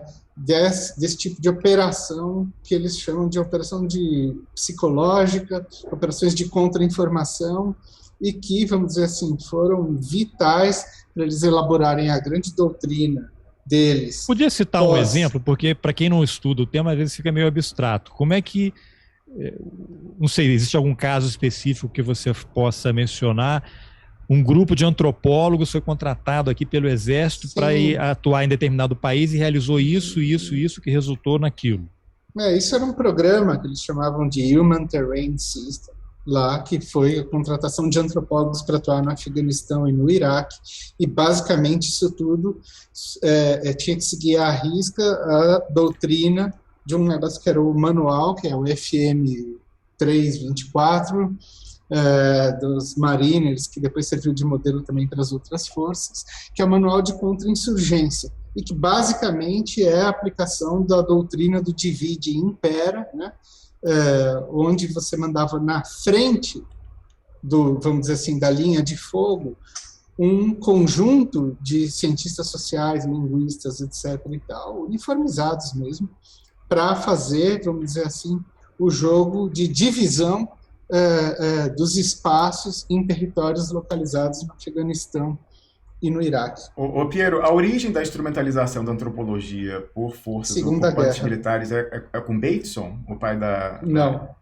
O Bateson foi um dos principais, mas não foi só com ele, não. 75% dos cientistas sociais americanos estava empregado pelo Departamento de Defesa do Estado dos Estados Unidos entre 1942 e 1945, e vários deles permaneceram depois na montagem da CIA, que todos eles trabalhavam para o OSS, que era o Office of Strategic Services, que é o protoplasma da CIA, né? Inclusive, eles desenharam o que ia ser a CIA como uma agência de administração dos territórios que os Estados Unidos ganharam no Pacífico, depois da guerra com o Japão. Mas, seja como for, né, há uma longa história de instrumentalização ali, claro que também teve uma longa história de resistência junto, porque muitos antropólogos não toparam isso e bateram cabeça com esses programas militares, que em 2014 abandonaram o uso de antropólogos, porque a essas alturas eles já tinham formado o próprio pessoal em antropologia e já sabia como aplicar a técnica disso aí de maneira... Um parêntese, eu morei 2 vezes nos Estados Unidos, a primeira de 2010 a 2012. Nessa primeira vez eu fiz um curso de documentário lá na George Washington University, e na minha turma havia um cara que a gente nunca soube exatamente onde ele trabalhava, mas aí agora, né, anos depois, você começa a perceber. Ele era funcionário do governo americano, e aí nas poucas conversas que a gente teve, ele falou que ele já tinha viajado muito pelo Oriente Médio, trabalhado lá. Havia só 2 países árabes que ele ainda não tinha visitado, e ele estava fazendo o curso de documentário porque havia essa percepção do poder do audiovisual, do documentário, como esse tipo de iniciativa é importante para você mudar corações e mentes. Eu não sei se ele era da CIA, Departamento de Estado, o que era, mas ele estava lá, um aluno como a gente, e fazendo lá o curso, aprendendo a fazer documentário e tal, provavelmente parte de um troço desse aí, né? Então, mas aí eu vou te pedir assim, para... Mas esse negócio teve muito, né, desdobramento, inclusive foi uma história absolutamente interessante, porque num pós-doc que eu fiz em Portugal, no Instituto de Ciências Sociais, mas também no Instituto de Defesa Nacional, que é, vamos dizer assim, a escola militar lá da OTAN em Portugal, né? E lá, eu tive um monte de contato com esse negócio de operações psicológicas. É só por isso que eu sei dessa história. Porque eles falavam, não, antropólogo é isso que você tem que estudar, é operação psicológica, é contra-informação e tal. Guerra em rede, esse negócio começava a aparecer, né? Esses textos da chamada net war, né, que vai ser, vamos dizer assim, o protoplasma das guerras cibernéticas e tal. É importante que você registre isso, porque algumas pessoas, eu não sei se ainda falam isso, mas algumas pessoas mais críticas dos próprios militares, da esquerda, costumavam, quando a gente fazia esse tipo de discussão, você trazer esses elementos, assim, não, mas essa hipótese com que trabalha o Piero Leiner é muito sofisticada para esses generais brasileiros, mas como assim? Como eles seriam capazes de elaborar coisas tão complexas e inovadoras? Eles falam, mas peraí, gente, isso aí é só seguir o manual que está escrito, publicado há anos e anos. A elaboração propriamente dita, assim, é 99% lá, entendeu? Você já pega pronto esse negócio. Quase como dizer que a indústria automobilística brasileira também era muito sofisticada. Claro, o design de tudo foi importado. De repente, aqui você começa a criar alguns setores aí que começam a fazer as suas próprias invenções em cima da tropicalização necessária, né, de todo esse processo. Mas o fato, Carlos e Holmes, e caros ouvintes e ouvintes, é que assim, isso é completamente diferente, por exemplo, da relação que eu tive com militares aqui, que vinha num sentido muito diferente, e eles não estavam antenados ainda nesse tipo de processo, quando eu ainda tinha muito contato com eles. Porque o contato que eu fui ter quando eles começaram a incorporar esse material foi na rede. Aí é que está. Foi um contato virtual. E isso, enfim, é parte de um outro tipo de complexo, porque quando a gente começou justamente a produzir a massa crítica de discussões, primeiro no blog do Holmes, depois isso foi sendo transferido e terminou no Duplo Expresso, essa rede contra-efetuou o movimento geral que eles estavam produzindo dentro das redes também. E aí que a gente conseguiu identificar um monte de tipo de ação, de arquitetura, vamos dizer assim, dos dispositivos que eles lançam, entre eles a tal da sinergia, que esse que foi o negócio, a gente começou a desenterrar coisas. E entre as quais, essa que eu aprendi quando eu estava fazendo etnografia, que talvez seja o ponto-chave, talvez, da minha leitura, é o fato de que os militares nunca querem mostrar o que eles estão fazendo de fato. Então, só para voltar à tua indagação sobre por que Toffoli chamou, depois, por que Barroso chamou para o TSE, e agora reitera de novo o chamado, por que eles estão trazendo os militares para dentro da justiça? Eu diria que eles só estão chamando para causar a percepção invertida de qual é o processo. Eu não acho que são eles que estão chamando, não. Eu acho que os militares é que estão entrando. E esse processo de sinergia já vem ocorrendo há muito tempo. Não tem aquele famoso áudio vazado, né? Fazer uma coisa que eu odeio fazer, essas aspas assim. Qual deles? Vazado do Braga Neto com o Barroso, estava numa sessão lá do Supremo, aí o Braga Neto liga, e ô, general, e não sei o quê, aí eu acho que o Alexandre de Moraes fala, ministro, seu microfone está ligado, não sei o que e tal. Assim, isso é a primeira coisa assim, que é clássica, de página de manual. Assim, vazamento, que assim, é o clássico, assim, eu vou mostrar, um pedacinho de um negócio aí para causar. Daqui a pouco caem essas estantes falsas aqui, vão achar que foi um acidente, não, foi tudo planejado. Tudo planejado, mas, enfim, a primeira coisa, não sou estranho que o Braga Neto faça ligação para o Barroso fazer um pedido para ele. Quer dizer, não é quem liga que geralmente pede. Assim, eu acho. Então você me pedir tal coisa. Não, assim, oi, tô te ligando. Aí o outro cara fala, então eu vou te pedir um favor. Bom, quem liga que geralmente pede favor, né? Tem até um problema, sei lá de encadeamento aí, lógico das ações, né? Enfim, o que eu acho é que assim, existe uma coisa que, assim, isso é um trabalho cotidiano que a gente tem feito desde a época do blog, de tentar, vamos dizer assim, remover essas camadas para tentar achar aquilo que está mais ou menos apagado ou que se tenta apagar no registro das coisas. E aí o Holmes, vamos dizer assim, ele tem uma memória absolutamente fantástica, ele consegue ligar pontos que aparentemente estão desconexos. Então eu jogo essa bola para ele, para dizer como é que essa coisa da sinergia, porque esse que foi o lado. Vamos dizer assim, o nosso trabalho conjunto, ele vamos dizer assim, uma espécie de engenharia reversa da sinergia jurídico-militar. Ele foi pela área jurídica e eu pela militar, vamos dizer assim, mas de tentar entender e enxergar como esse processo foi sendo montado. Agora, só antes do Rômulus pegar aí, só para lembrar que nessa história do Azevedo, saiu no Globo uma informação que ele ia sair, ele desistiu do cargo no TSE por uma questão familiar e de saúde, foi identificado lá, cardiopata, pressão alta, a família não quer porque vai ser muita pressão, e no Estadão ele estava saindo porque não aguentava as pressões antidemocráticas do presidente. As duas versões convêm, né? Porque, assim, na mitologia e na cosmologia militar, não é o Vilas Boas que já estava naquele estado péssimo, né? Físico, não aguentou até o fim. Não é essa a ideia do guerreiro? O militar não aguenta qualquer missão? Não é isso que eles falam o tempo inteiro?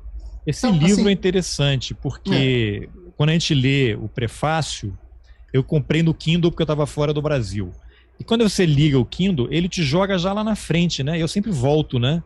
E aí, se eu não tivesse voltado, eu não saberia. Ali nos agradecimentos, no prefácio, aquilo ali é tão revelador. Primeiro tem uma fala, um texto do Celso dizendo que quando ele voltou lá nas revisões finais, o Vilas Boas já não falava. Ele estava num processo muito acelerado, assim, infelizmente, né? Apesar de qualquer discordância com ele, eu lamento que ele esteja passando por um problema de saúde desse, assim. Mas ali, no prefácio, olha a quantidade de informação interessante que tem. O livro, ele foi revisado pelo Etchegóin, então ele entrevistou, Celso Castro entrevistou o Vilas Boas, depois os textos eram revisados pelo Etchegóin e por uma das filhas do Vilas Boas. E não então só. Eles mudavam, mexiam, tarará. E por aí, gente do GSI também. Então, Etchegóin representando, né? É igual aquele filme lá, a série Chernobyl, né? Que tem aquela cientista que vai lá no hospital. Não sei se vocês viram a série. E quem não viu deveria ter assistido, vou dar um baita spoiler aqui. Eles pegaram vários cientistas, centenas, e encarnaram numa cientista que em determinado momento ela vai ao hospital onde estava internado o cara que mandou continuar o teste lá na usina que resultou na explosão, ele todo detonado. Isso é spoiler imperdoável, a usina explode em Chernobyl? Radioativo e tal, mas assim, ela fala, o diálogo com ele é o seguinte, ela tá querendo saber o que aconteceu, né? E aí ele todo detonado, né? Câncer, não sei o quê, ele vira para ela e fala assim, você acha que fazendo as perguntas corretas você vai conseguir alguma verdade? Eu acho essa frase espetacular. E aí o Vilas Boas coloca lá o Etchegóin. Então o Celso Castro, fazendo as perguntas corretas, ele vai conseguir alguma verdade? Ou qual verdade, né? Quando você tem por trás da entrevista o Etchegóin e outros especialistas editando aquele material, né? E aí você tem uma outra coisa. Ele menciona a criação do Instituto Vilas Boas, que foi sugestão de quem? Robson Andrade, presidente da CNI. Ele faz um agradecimento. Então hoje tem aí o Instituto Vilas Boas, que recentemente promoveu um encontro sobre meio ambiente, em que os palestrantes eram negacionistas do meio ambiente, né? No livro, o Vilas Boas faz elogios rasgados ao Ricardo Salles, dizendo que o cara está fazendo um trabalho espetacular, querem importar para o Brasil problemas que não existem, racismo, que absurdo essa pauta, homossexuais e não sei o quê, que absurdo esse negócio todo. Então você tem Etchegóin, que ele fala, ele entrou lá no governo Itamar, Itamar, ele entrou lá no governo do Temer, o GSI tinha acabado, a Dilma tinha acabado com aquilo, e ele foi que ressuscitou o GSI, e o Vilas Boas fala, e ele foi ocupando espaços ali no governo Temer, aos pouquinhos e tal, e aí o que acontece? Ele é o cara do GSI, que manda na ABIN, que tem acesso a todas as informações sigilosas, ele sai do governo Temer, quando o governo acaba, e ele vai para onde? Presidente do Conselho de Administração da FSB, uma das maiores empresas de comunicação da América Latina, maior do Brasil, que tem contratos com estados, prefeituras, com o governo federal. E aí, com quem ele tem a sinergia? Com o PIB brasileiro. Essa empresa, ela dá consultoria para a CNI, tem a conta da CNI há vários anos, Fiesp, governo do estado do Rio de Janeiro, prefeitura, diversas entidades. Então você tem um cara que era do GSI, com acesso à informação sensível, não sei se ele cumpriu quarentena ou não, mesmo que tenha cumprido, né? Ele ainda tem a listinha de telefone, a lista de contatos vai com ele. Conselheiro, tá na nuvem, né? Conselheiro de uma empresa que presta consultoria para o PIB brasileiro. Tem mais, tem aquele IRE. Não é uma sinergia? Ele também está naquele IRE, Instituto de Renovação, Estado, Empresa, que também é bom. Antigamente chamava-se de lobby, né? A pessoa que junta as pontas para conversar, empresa... Não sei se essa digressão que eu fiz atrapalha aí o pensamento. Não, pelo contrário. Inclusive, só acrescentando... O livro de entrevistas, a iniciativa foi do próprio Vilas Boas. Não? Ele que falou, olha, gostaria muito de registrar minhas memórias, enquanto ainda tem algumas faculdades e tal, então não ia querer dar um tiro no próprio pé, né? Certamente o objetivo não quero mais fazer tweet, quero uma coisa mais longa. Não, e olha só uma vênia aqui, o Carlos. Ele não entrou aos poucos, não, em 2018, não. Ele já entrou rachando. E isso é mais um detalhe de todo esse aos processo. poucos foi a fala diplomática do Vilas Boas, general tuiteiro. É porque exatamente isso. A ideia sempre é conseguir camuflar ao máximo o registro de tudo aquilo que eles estão fazendo. Então é o seguinte, o primeiro ato do Temer foi reconstituir o GSI. O primeiro, antes de qualquer pauta econômica, antes de... E recolocar um militar no Ministério da Defesa. E claro, então assim, não teve... Eles já estavam mandando na situação a essas alturas, em 2016. Com certeza, o problema... Claro, começou... o tweet foi para o Lula não tomar posse, né, no Ministério. Bom... Ô, Piero, e o próprio Etchegóin tinha todo um protagonismo de oposição à Comissão da Verdade, né? Não, teve todo esse rolo também, enfim, parece familiares dele citados, né? Citados, e parece que alguma injustiça ocorreu ali. Não, inclusive existe uma foto do pai do Etchegóin, que era militar, com Damitrione, na porta lá do Instituto. Damitrione, que era o agente da CIA, que ensinava tortura pela América Latina, e foi sequestrado e assassinado pelos montoneiros lá no Uruguai, né? Tem até um filme aí do Costa Gavra sobre isso. Assim, eu acho até difícil que alguém na geração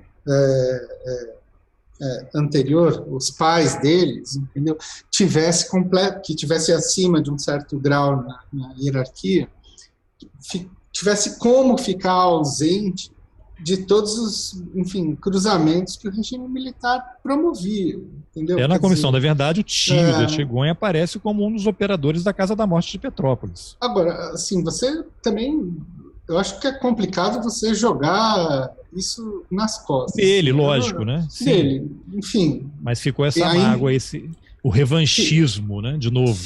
Eles discutiam isso o tempo todo. Eu presenciei o tempo todo, lá por volta de 2012, 2013, militares falando, vamos parar de olhar para o retrovisor. A frase que eles gostavam de falar é o seguinte: você viu o que aconteceu com a mulher de Lot? Ela olhou para trás e virou estátua de sal. Bom, já estava dando recado ali, entendeu? Piero, só uma observação. Eu acho que o Etchegóin é um exemplo bom para tratar daquela questão da endogamia e endogenia dentro dos militares. Porque algumas pessoas, principalmente, né, paisanos da esquerda, não entendiam. Pô, mas como esse pessoal da geração de hoje fica trazendo para si o ônus de defender os de trás e tal? Explica essa questão de... Eu acho que não tem nenhum outro paralelo de organização no Estado que tenha esse grau. Explica aí essa história.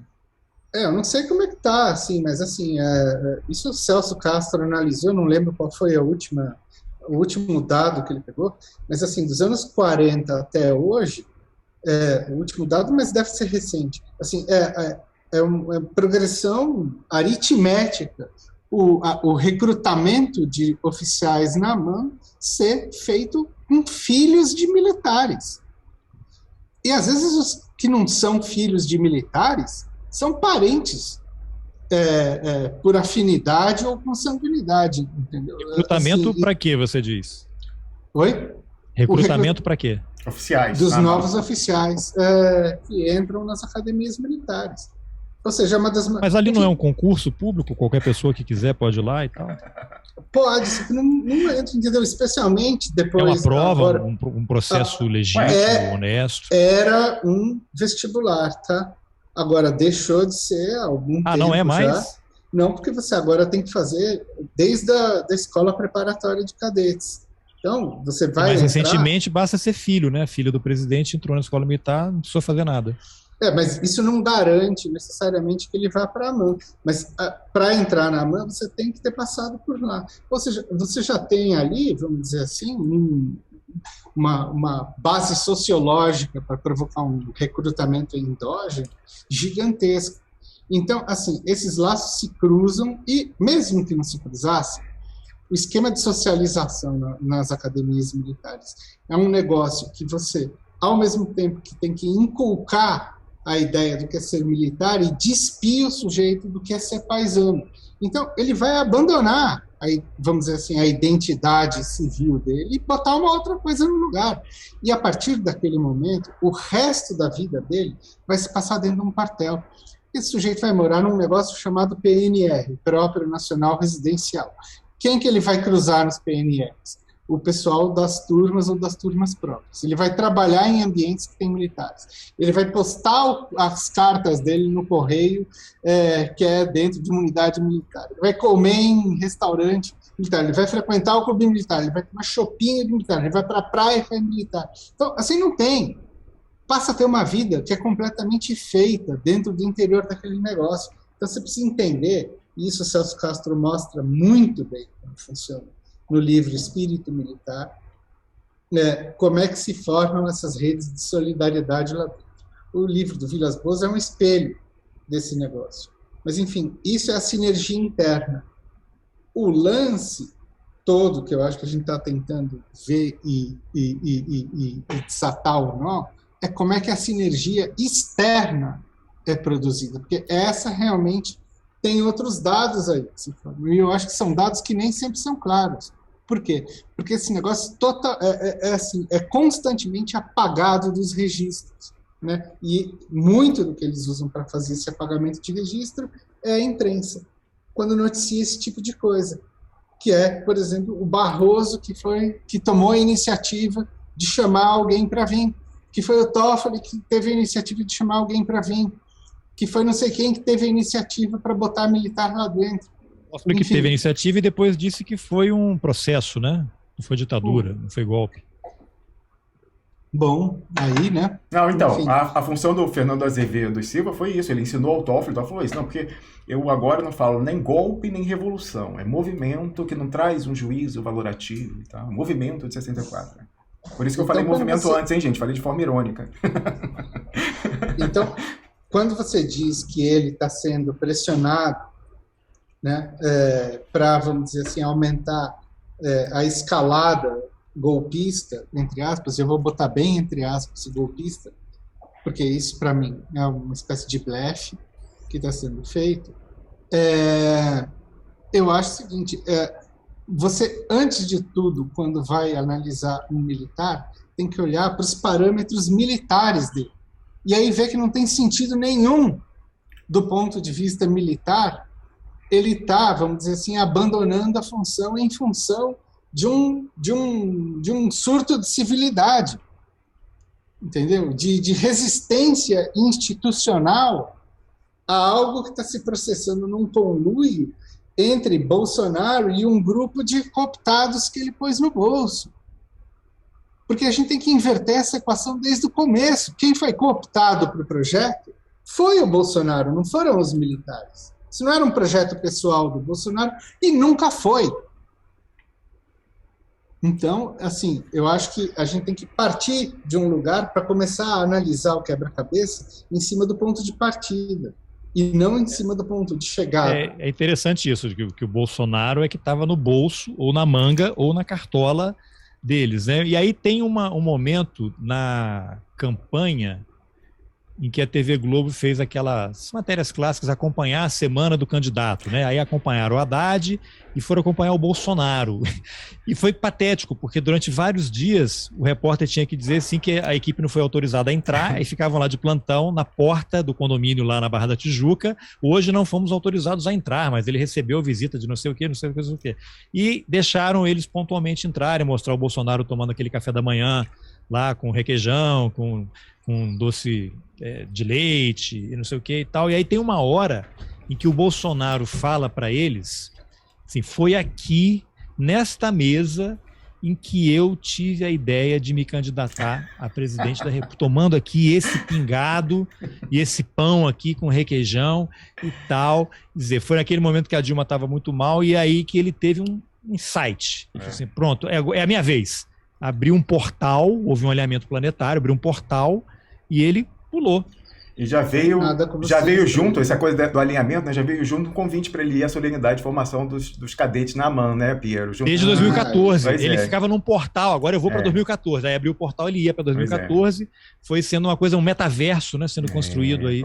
Então, é bom a gente ressaltar isso, prestar bastante atenção nisso, porque é o seguinte, houve inúmeras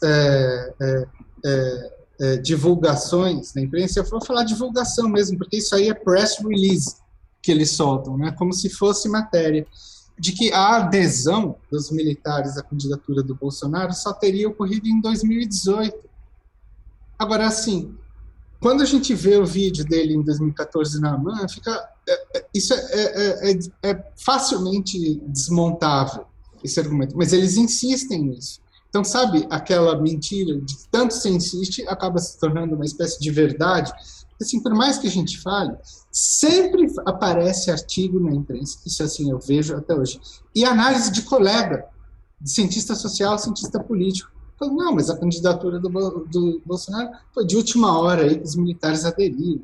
O Mourão foi de última hora. Bom, tem foto do Mourão lá na AMAN, com o Bolsonaro ali, lado a lado. Veja, um general da ativa, lado a lado com o Bolsonaro em 2016, 2017. Descumprindo o regulamento militar? Completamente, enfim. O negócio já tinha sido colocado de ponta cabeça. Sob as barbas de ministros da defesa do governo do PT, do governo Dilma Rousseff àquela altura. E lembrando, Piero, que até...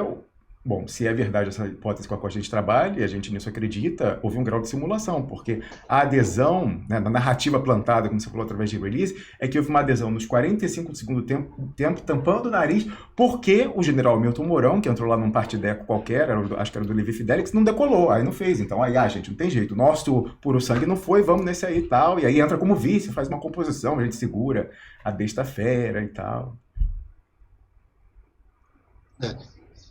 Mas, volto a dizer, então, dentro desse mesmo tipo de processo, Carlos, isso é uma coisa que a gente tem visto e tentado, vamos dizer assim, analisar nesses últimos anos, é o fato de que a tal da sinergia principalmente no Poder Judiciário, já está sendo construída há muito mais tempo do que a gente está pensando. Esse negócio não começou ontem, não começou no tweet, não começou com o julgamento do Lula, pelo contrário, isso foi reforçado, inclusive, por disposições que ocorreram dentro do governo, principalmente Dilma, e é uma coisa que eu acho que, enfim, está no nó da questão disso que a gente está vendo hoje, que é apresentado para a gente, eu acho que esse é o problema, acho que o Romulo pode falar disso até melhor do que eu, como uma espécie de embate entre militares e judiciário, que eu acho que tem uma função de apagamento da ideia de que existe uma sinergia ali. Romos, que praticamente não conseguiu falar hoje, vai ter chance agora. Ô Piero, lembrando, né, a gente falava desse tweet do Vilas Boas, já mencionou várias vezes, em que ele se dirige ao presidente, então presidente do Tribunal Regional Federal da 4ª Região, Thompson Flores. Eu até lembrei dessa história que a gente estava aqui discutindo, né? Mas não é um concurso público, não era um concurso público para entrar na MAN. Aí eu brincar falando que, o mérito é genético, a aptidão para ser militar passa, por que não? Ninguém fez uma pesquisa sobre o código genético dessas pessoas, vai ver que tem lá um DNA específico. Você sabe que a família Thompson Flores tem essa questão também do mérito genético que vai passando a gerações secular, inclusive. O Thompson Flores, que presidiu o Tribunal Regional Federal da 4ª Região, quando esse julgou o Lula e mandou para a cadeia em 2018, né, e semanas antes tem o tweet do Vilas Boas, falando, olha aí, botando a foto, né, olha aí o comandante, qual é o nome do Comando do Sul, como é que é o nome, Piero, da região lá? Era o Mioto, falecido general Mioto, que morreu de Covid. Mas comandante do Comando Sul, qual que é o nome? Do Comando Militar do Sul. Comando Militar do Sul, tomando um cafezinho ali oficial na repartição com o Thompson Flores, desembargador Thompson Flores, então presidente daquele tribunal, falando, olha aí como a gente está sempre em sinergia e tal, né? Ficou famoso isso e tal. E na sequência o tweet do Vilas Boas, famoso, que ficou famoso, depois, quando ele, na véspera lá do julgamento no STF, fala ao pessoal que o Exército, assim como o anseio da população em geral, era pelo combate à corrupção e tal. Mas antes, lá atrás, quando há a condenação, cujo recurso vai para o STF depois, lá, o habeas corpus, ele faz esse tweet falando, olha aí, como a gente está junto aí, o Comando Militar do Sul e o Tribunal Regional Federal da 4ª Região sempre atuando em sinergia, né? Aí a gente estava de olho nessas questões.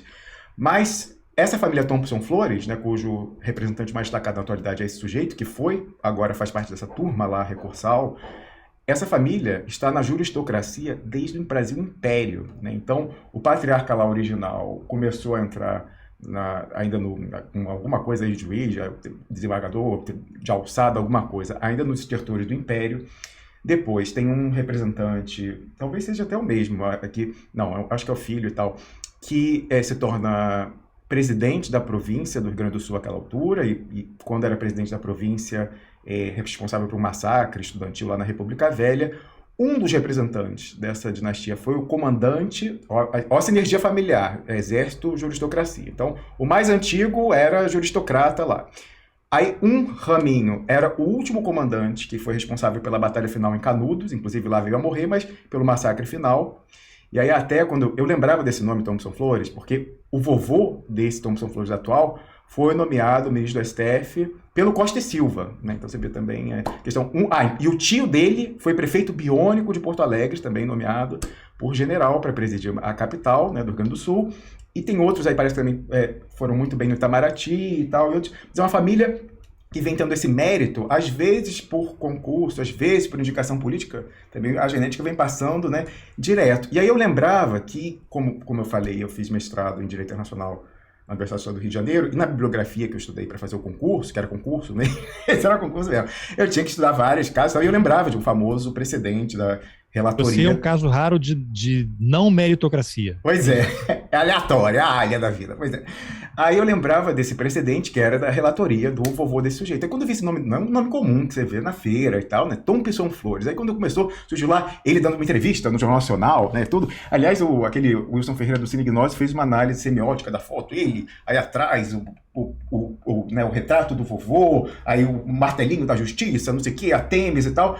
Aí eu vendo aquilo, ele, Thompson Flores, não me ele dando, né, falando, não, o tribunal não fugirá sua responsabilidade e tal, olhos azuis, né, e tal. Eu falei, pô, esse sujeito meio estranho e tal.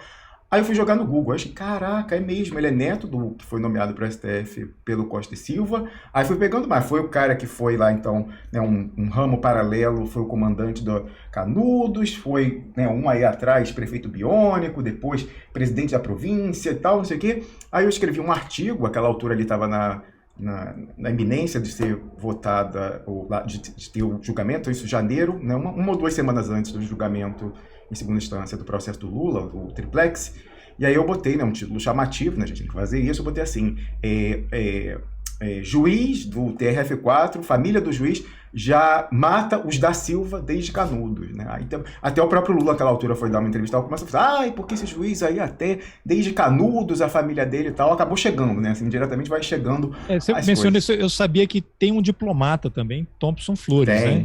Eu me lembrava, eu vou abrir aqui uma matéria, vou só ler aqui, matéria de 2020. Quase 2 anos após ter sido acusado de violência doméstica por sua então mulher, a atriz Cristiane Machado, o ex-diplomata Sérgio Schiller Thompson Flores segue jornada enfatizando inocência, abre aspas, eu não vou ter paz enquanto não houver justiça, é obrigação com a minha família e os meus filhos limpar meu nome das acusações que não são verdadeiras. Tenho convicção de que a palavra, de que o poder judiciário nas instâncias superiores vai reconhecer os erros cometidos e vai aparecer no final que eu fui vítima de um golpe. Olha, eu não sou de aposta não, mas se eu fosse apostar, eu apostaria com ele, que o judiciário vai na última, nem que seja na última instância, vai fechar com ele. Convicções, essa palavra convicções é uma palavra importante. Porque você sabe tem provas, convicções. Esse Thompson Flores atual, lá do TRF4, vira e mexe, toda vez que abre uma vaga para o STF, os militares, nomeadamente o general Hamilton Mourão, falam, o meu candidato é o Thompson Flores. Eu acho que ele um dia chega à cadeira do vovô dele. Então você vê que essa questão aí meritocrática, às vezes, quem sabe, um dia a ciência ainda vai revelar que tem sim um componente genético. Bom, vamos ter que interromper agora, que a gente já está mais de 1h40. O Rômulo falou sem parar, a gente quase não conseguiu explicar nada.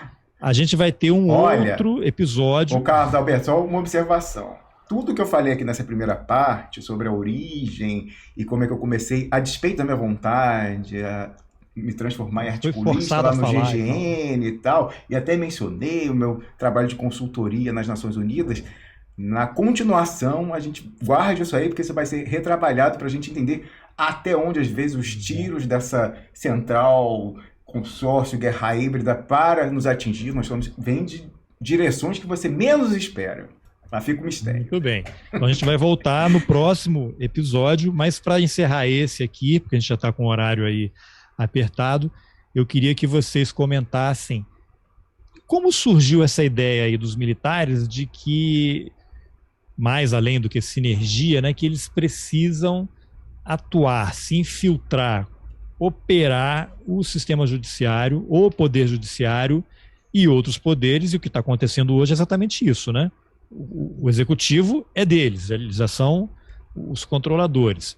E esse histórico aí de generais atuando como assessores no STF já também dá uma amostra de que o plano está sendo muito bem executado, né? Um plano bem sucedido, e a gente só percebe com 3, 4 anos de atraso, né? Então, o que vocês poderiam comentar sobre isso? Como é que os militares começam a achar que eles têm que controlar tudo e essa sinergia com o judiciário é essencial? Bom, o que eu posso dizer sobre isso talvez seja uma das coisas mais interessantes que a gente achou no meio do caminho até, né, Ramos? Foi, assim, acontecendo desses dados virem chegando e aí a gente começou a puxar os fios. O fato de que depois do 11 de setembro de 2001, houve, por parte de Washington, vamos dizer assim, uma ideia que foi se consolidando de que haveria, vamos dizer assim, uma célula das organizações islâmicas, particularmente a Al-Qaeda, na Tríplice Fronteira com o Paraguai. E isso acontecia, foi localizado, se dava, sobretudo, porque eles viram ali, em função, talvez, do caso Banestado, vamos dizer assim, um processo de lavagem de dinheiro que serviria, entre outras coisas, para drenar um tanto para as organizações que eles chamavam de terroristas, começou a demandar, por parte das Forças Armadas brasileiras, vamos dizer assim, a formação de uma infraestrutura doutrinária, mas também, vamos dizer assim, física, de operações que visassem o intercâmbio com instituições de segurança do Estado brasileiro e legislativas para dar conta de uma demanda de, vamos dizer assim, de monitoramento e repressão das organizações terroristas que atuavam ali. Então, nesse processo, entre outras coisas, começa a haver militares fazendo intercâmbio junto com procuradores, policiais, juízes, etc. e tal, na ENCLA, Estratégia Nacional de Combate à Corrupção e Lavagem de Ativos. Quer dizer, no processo, vamos dizer assim, como que a gente pode chamar, de construção de um mecanismo que tem a ver com as doutrinas contra-terroristas, de guerra assimétrica, etc. e tal, que eles vão começar a estabelecer essa sinergia, ainda como um protoplasma, por volta de 2003, 2004, mas isso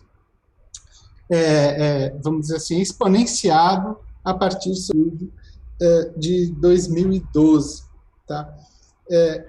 E isso está completamente conjugado com a doutrina que estava se estabelecendo nos Estados Unidos, a partir da leitura que era feita de coronéis da Força Aérea Americana, que eles começaram a chamar a doutrina do lawfare, e que foi incorporada pelo Departamento de Justiça americano, que era, vamos dizer assim, o que plasmava a ideia de guerra com a ideia de uso da justiça como arma de guerra, inclusive.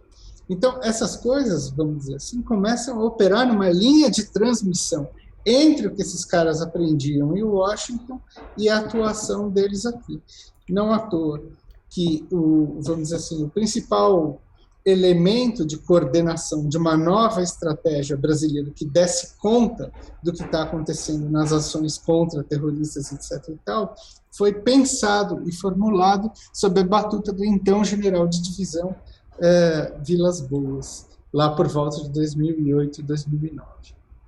Exatamente. Você citou aí o caso Banestado, Piero, e um dos momentos mais marcantes da nossa história, trajetória no Duplo Expresso, foi quando a gente publicou em 2020, né? Acho que foi 2020. A menção da palavra Banestado, o Rômulo fica nervoso, né? Eu não. Eu fico tranquilo. Quem fica nervoso é o pessoal que ataca a gente. O pessoal que está na lista, lista. A gente publicou em, salvo engano, junho de 2020, um listão bruto que foi preparado pelo procurador, hoje procurador regional federal, Celso Antônio Três, a pedido da, então, CPI do Banestado, depois CPI dos bancos, depois CPI da evasão fiscal. Vai mudando de nome e a evasão continua, né? Isso aqui não é só... Mas, enfim, ele preparou um listão, a pedido daquela CPI, de quem teria feito. É uma lista enorme, ele fez um corte já àquela altura, disse assim, olha, só vou pegar quem mandou mais de 100 mil. Mas aí a pessoa que mandou 2,99 entrou, não entrou, nem sei. Já tive a oportunidade de entrevistá-lo lá num programa épico de 5 horas com ele, Requião, e o delegado José Castilho Neto, para passar limpo os bastidores dessa questão. Até interessante, o José Castilho Neto fala dessa preocupação dos gringos com... Depois vou deixar o link dessa saga aqui nas informações do episódio. Financiamento ao terrorismo, que ele conseguiu lá quebrar né, de uma tacada só, vários sigilos de contas CC5 em Nova York, porque foi logo depois do 11 de setembro, e aí por conta disso, perdão, meu alarme aqui, por conta disso ele conseguiu convencer um juiz lá, o estado psicológico ele explorou um pouco isso, mas havia ali de fato remessas naquela região de tríplice fronteira, porque tem a comunidade sírio-libanesa que mandava para algumas organizações lá, porque até para, né, coisa pouca para, porque esse pessoal que faz a previdência social lá das comunidades respectivas, lá confessionais no Líbano, por exemplo, nem era o financiamento de organização em si, mas é aquela, né, aquela questão, os gringos, né, arredondam para cima essa questão de o que é terrorismo, o que não é, fica um pouco a critério de juiz administrativo, o que convém a eles no momento dizer o que é o que não é. Mas o de fato é que, com isso, a atenção dos gringos veio para cá, eles começaram a fazer essa sinergia para dentro, né, mas também para fora, com os gringos, os treinamentos, as tecnologias e tal. E essa lista do Banestado foi preparada pelo Celso Antônio 3 lá atrás, foi para a CPMI fazer os seus trabalhos naquela altura. Ela originalmente não era para ser sigilosa. O Celso Antônio 3, quando mandou os documentos das investigações dele naquele caso, ele não pediu sigilo. Mas, por mistérios, né, do mundo, da vida, do Brasil, como ele é, a lista nunca foi publicada, o listão bruto. Desde aquela altura, então, 2002, que é quando começa a CPI, 2003 já governo Lula, quando ela é enterrada sem votar relatório final, que é muito raro de acontecer, nunca saiu na imprensa. O que a gente via era alguns jornalistas, VIP, deve ser aquele mérito genético também, tinham o listão e pensavam um nome ou outro, saiu e tal, mas qual era o critério jornalístico, editorial, para escolher qual nome é do interesse público, qual não é? Aí você pode dizer, pessoas que estão na política, pessoas que estão com destaque no meio empresarial tal. Bom, se esse era o critério, falhou muito, porque quando a gente pegou esse listão bruto e jogou na rede, a própria rede voltou com vários nomes relevantíssimos do ponto de vista da política, da economia e até do judiciário. E uma das surpresas maiores que eu tive, você vê como essa coisa de trabalho em rede é interessante. Eu joguei para a rede, convencido por Piero Line, a gente estava esperando um pessoal aí que tinha se voluntariado para fazer uma auditoria, o pessoal profissional auditor da Auditoria Cidadã falou, a gente vai auditar isso aí e tal, e aí a gente segurou alguns meses para eles conseguirem fazer, porque eles disseram que fazer algo interessante, que era cruzar esses nomes com o cadastro de devedores da União, de impostos e tal. O cara sonegou aqui e não paga o imposto aqui e tal. Mas já tinham passado 4 meses e tal, e o pessoal não parecia não avançar nisso. Havia outras prioridades lá no trabalho deles, certamente tão valorosas quanto ou mais. Mas a gente queria, né, trabalhar aquelas informações que a gente via ali um nome ou outro de uma forma aleatória, era uma coisa muito importante. E a gente lá em junho botou na rede esses documentos. E aí o pessoal, né, dos milhares que seguem a gente, começaram a olhar e tal, e mandavam de volta. E uma pessoa, porque dá para trabalhar, são PDFs que dá para você trabalhar com Ctrl+F, né, busca ali por nome e tal, Ctrl+Find. Uma pessoa achou, por exemplo, o nome alguém que eu já citei aqui várias vezes, Luiz Roberto Barroso, atualmente ministro do STF, né, antes procurador do Estado do Rio de Janeiro, professor da UERJ, então 2 funções públicas com que acumula a sua advocacia privada. E tinha remetido de uma forma irregular, naquela altura, usando esse mega esquema da CC5, talvez, né, inadvertidamente, o gerente do banco dele que tenha feito isso a despeito, né, do desconhecimento dele da prática, mas tinha mandado o equivalente... Para transferir para a poupança, apertou o botão errado, foi para os Estados Unidos. Pois é, e aí o equivalente hoje, só aplicando a taxa de juros, né, mais conservadora possível, 2 milhões de dólares, né? 2 milhões de dólares em valores atuais daquela altura, era 1 para 1 e tal, só corrigido pela inflação, inflação e juros assim, básico, 2 milhões de dólares. E aí eu falei, bom, ele sempre foi advogado inclusive de entidades né, de reputação ilibada, como CBF, como Rede Globo, que inclusive entidades essas que têm essas questões aí de, né, travessias pelo Triângulo das Bermudas do Caribe e tal. Não sei se uma coisa tem a ver com outra, inclusive foi constituída uma offshore em nome de solteira da esposa para ser a dona do ativo lá do imóvel em Miami, em Key Biscayne, né, um lugar bacanérrimo, onde ele vai passar férias e tal. Não sei se uma coisa tem a ver com outra. Não sei, por exemplo, seria até irresponsável associar esse dinheiro, foi o que foi comprar esse imóvel, não tem como saber, ele nunca respondeu. E foi perguntado isso, ele foi perguntado por quê? Qual é a preocupação que, por exemplo, eu não quero ter? Eu quero dormir muito tranquilo sem essa preocupação. Ele, como eu falei, àquela altura dessa remessa dos anos 90, ele já era procurador do Estado do Rio de Janeiro, né, ele entra nos anos 80 como procurador do Estado, ele era advogado de entidades como o Globo, E CBF, também uma dessas de fumante e tal, de Philip Morris, não sei, mas outros, né, famosos, sempre foi um parecerista importante nessa área do direito constitucional, e ele também era professor da UERJ.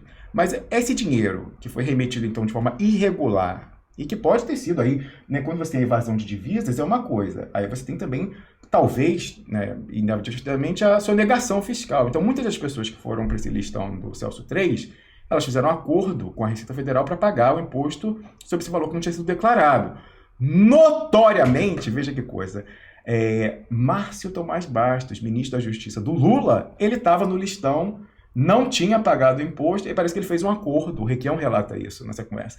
Ele pagou lá o imposto que era devido e tal, não sei o quê. Só que é o problema, pagar o imposto, beleza, mas qual a origem do dinheiro?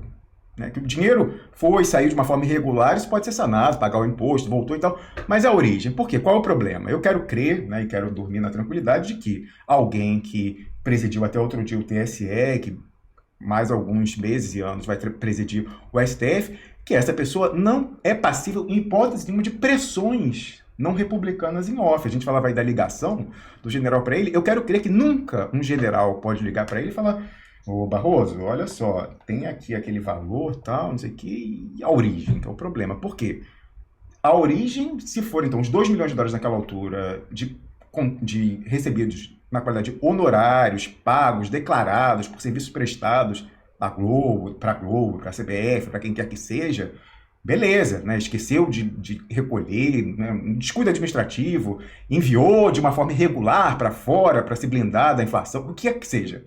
Beleza, agora, eu quero dormir na certeza de que nunca poderá ser um valor, primeiramente, ou de caixa 2, pago para esse pessoal, ou pior ainda, essa é a pior hipótese, tenho certeza que não é o caso, algo recebido para deixar de fazer algo na qualidade de procurador do Estado do Rio de Janeiro, no popular corrupção. E aí essa pressão fica para... Eu quero crer que não, e eu gostaria muito, já pedimos, e outro jornalista pediu também no nosso lugar, que explicasse, que ele esclarecesse a origem desses valores. Você sabe que o gabinete dele respondeu, né, tinha um jornalista aí de um veículo que queria ajudá-lo, né, e ficava todo nas redes tentando retorquir, a gente fala, mas isso que você fala é leviano e tal, e ele entrou em contato com a assessoria do ministro, e aí perguntou, mas vem cá, e esse valor e tal?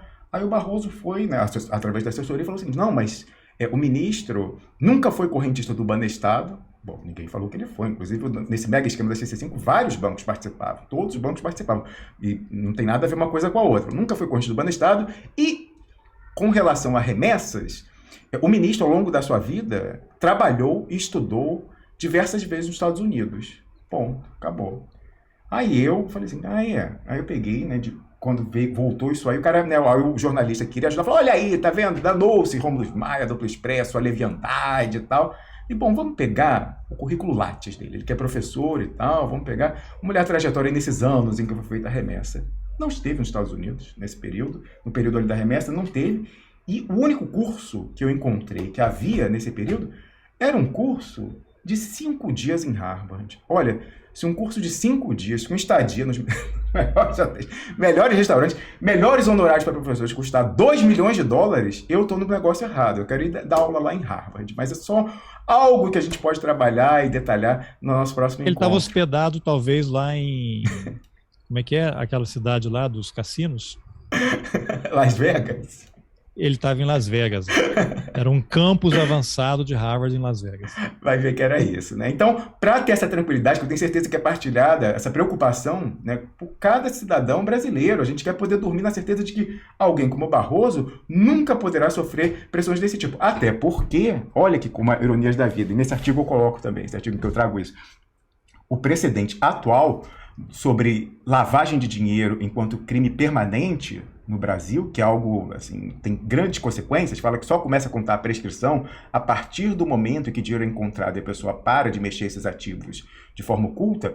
O precedente foi formado no caso Maluf, com remessas feitas ilegalmente via Banestado também, mas com volta do Barroso. Ele foi lá e falou, não, é lavagem de dinheiro, é crime permanente e tal, não sei o quê. Então, ele tem que passar na régua dele. Se ele colocou isso, imagina, esse dinheiro já, se fosse errado, por absurdo, hipótese por absurdo, ele conhece Barroso, em Argüendo, estou falando assim, absurdo. Então, em Argüendo, olha, se esse dinheiro era ilegal, ficou, enquanto não for descoberto e parar de ser movimentado, não começou a contar prescrição, entendeu? Poderia alguém, se fosse o caso absurdo, certamente, pegar o telefone e fazer a ligação, poderia pressionar dessa forma. A gente não quer de forma nenhuma que esse alto cargo na hierarquia do judiciário brasileiro seja passível, né? Afinal, a gente acredita nas instituições, na independência, né? E por conta disso, eu tenho certeza que ele não se furtará algum dia a prestar esses esclarecimentos para que todos possamos dormir muito tranquilos.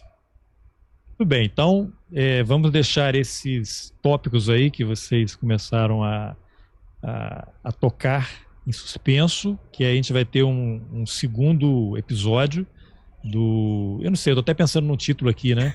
O Duplo Expresso na Guerra Híbrida, uma coisa assim para chamar a atenção, parte 2, que será provavelmente daqui a 2 semanas. Então, agradeço demais aí, Rômulus, Piero, essas conversas. A gente só arranhou a superfície, né? Tem tanta coisa mais para falar, mas aí no próximo episódio a gente dá uma outra passeada nesses assuntos todos, tá bom? Obrigado demais aí a vocês. Eu que agradeço o convite. Valeu, obrigado. Obrigadão, até lá.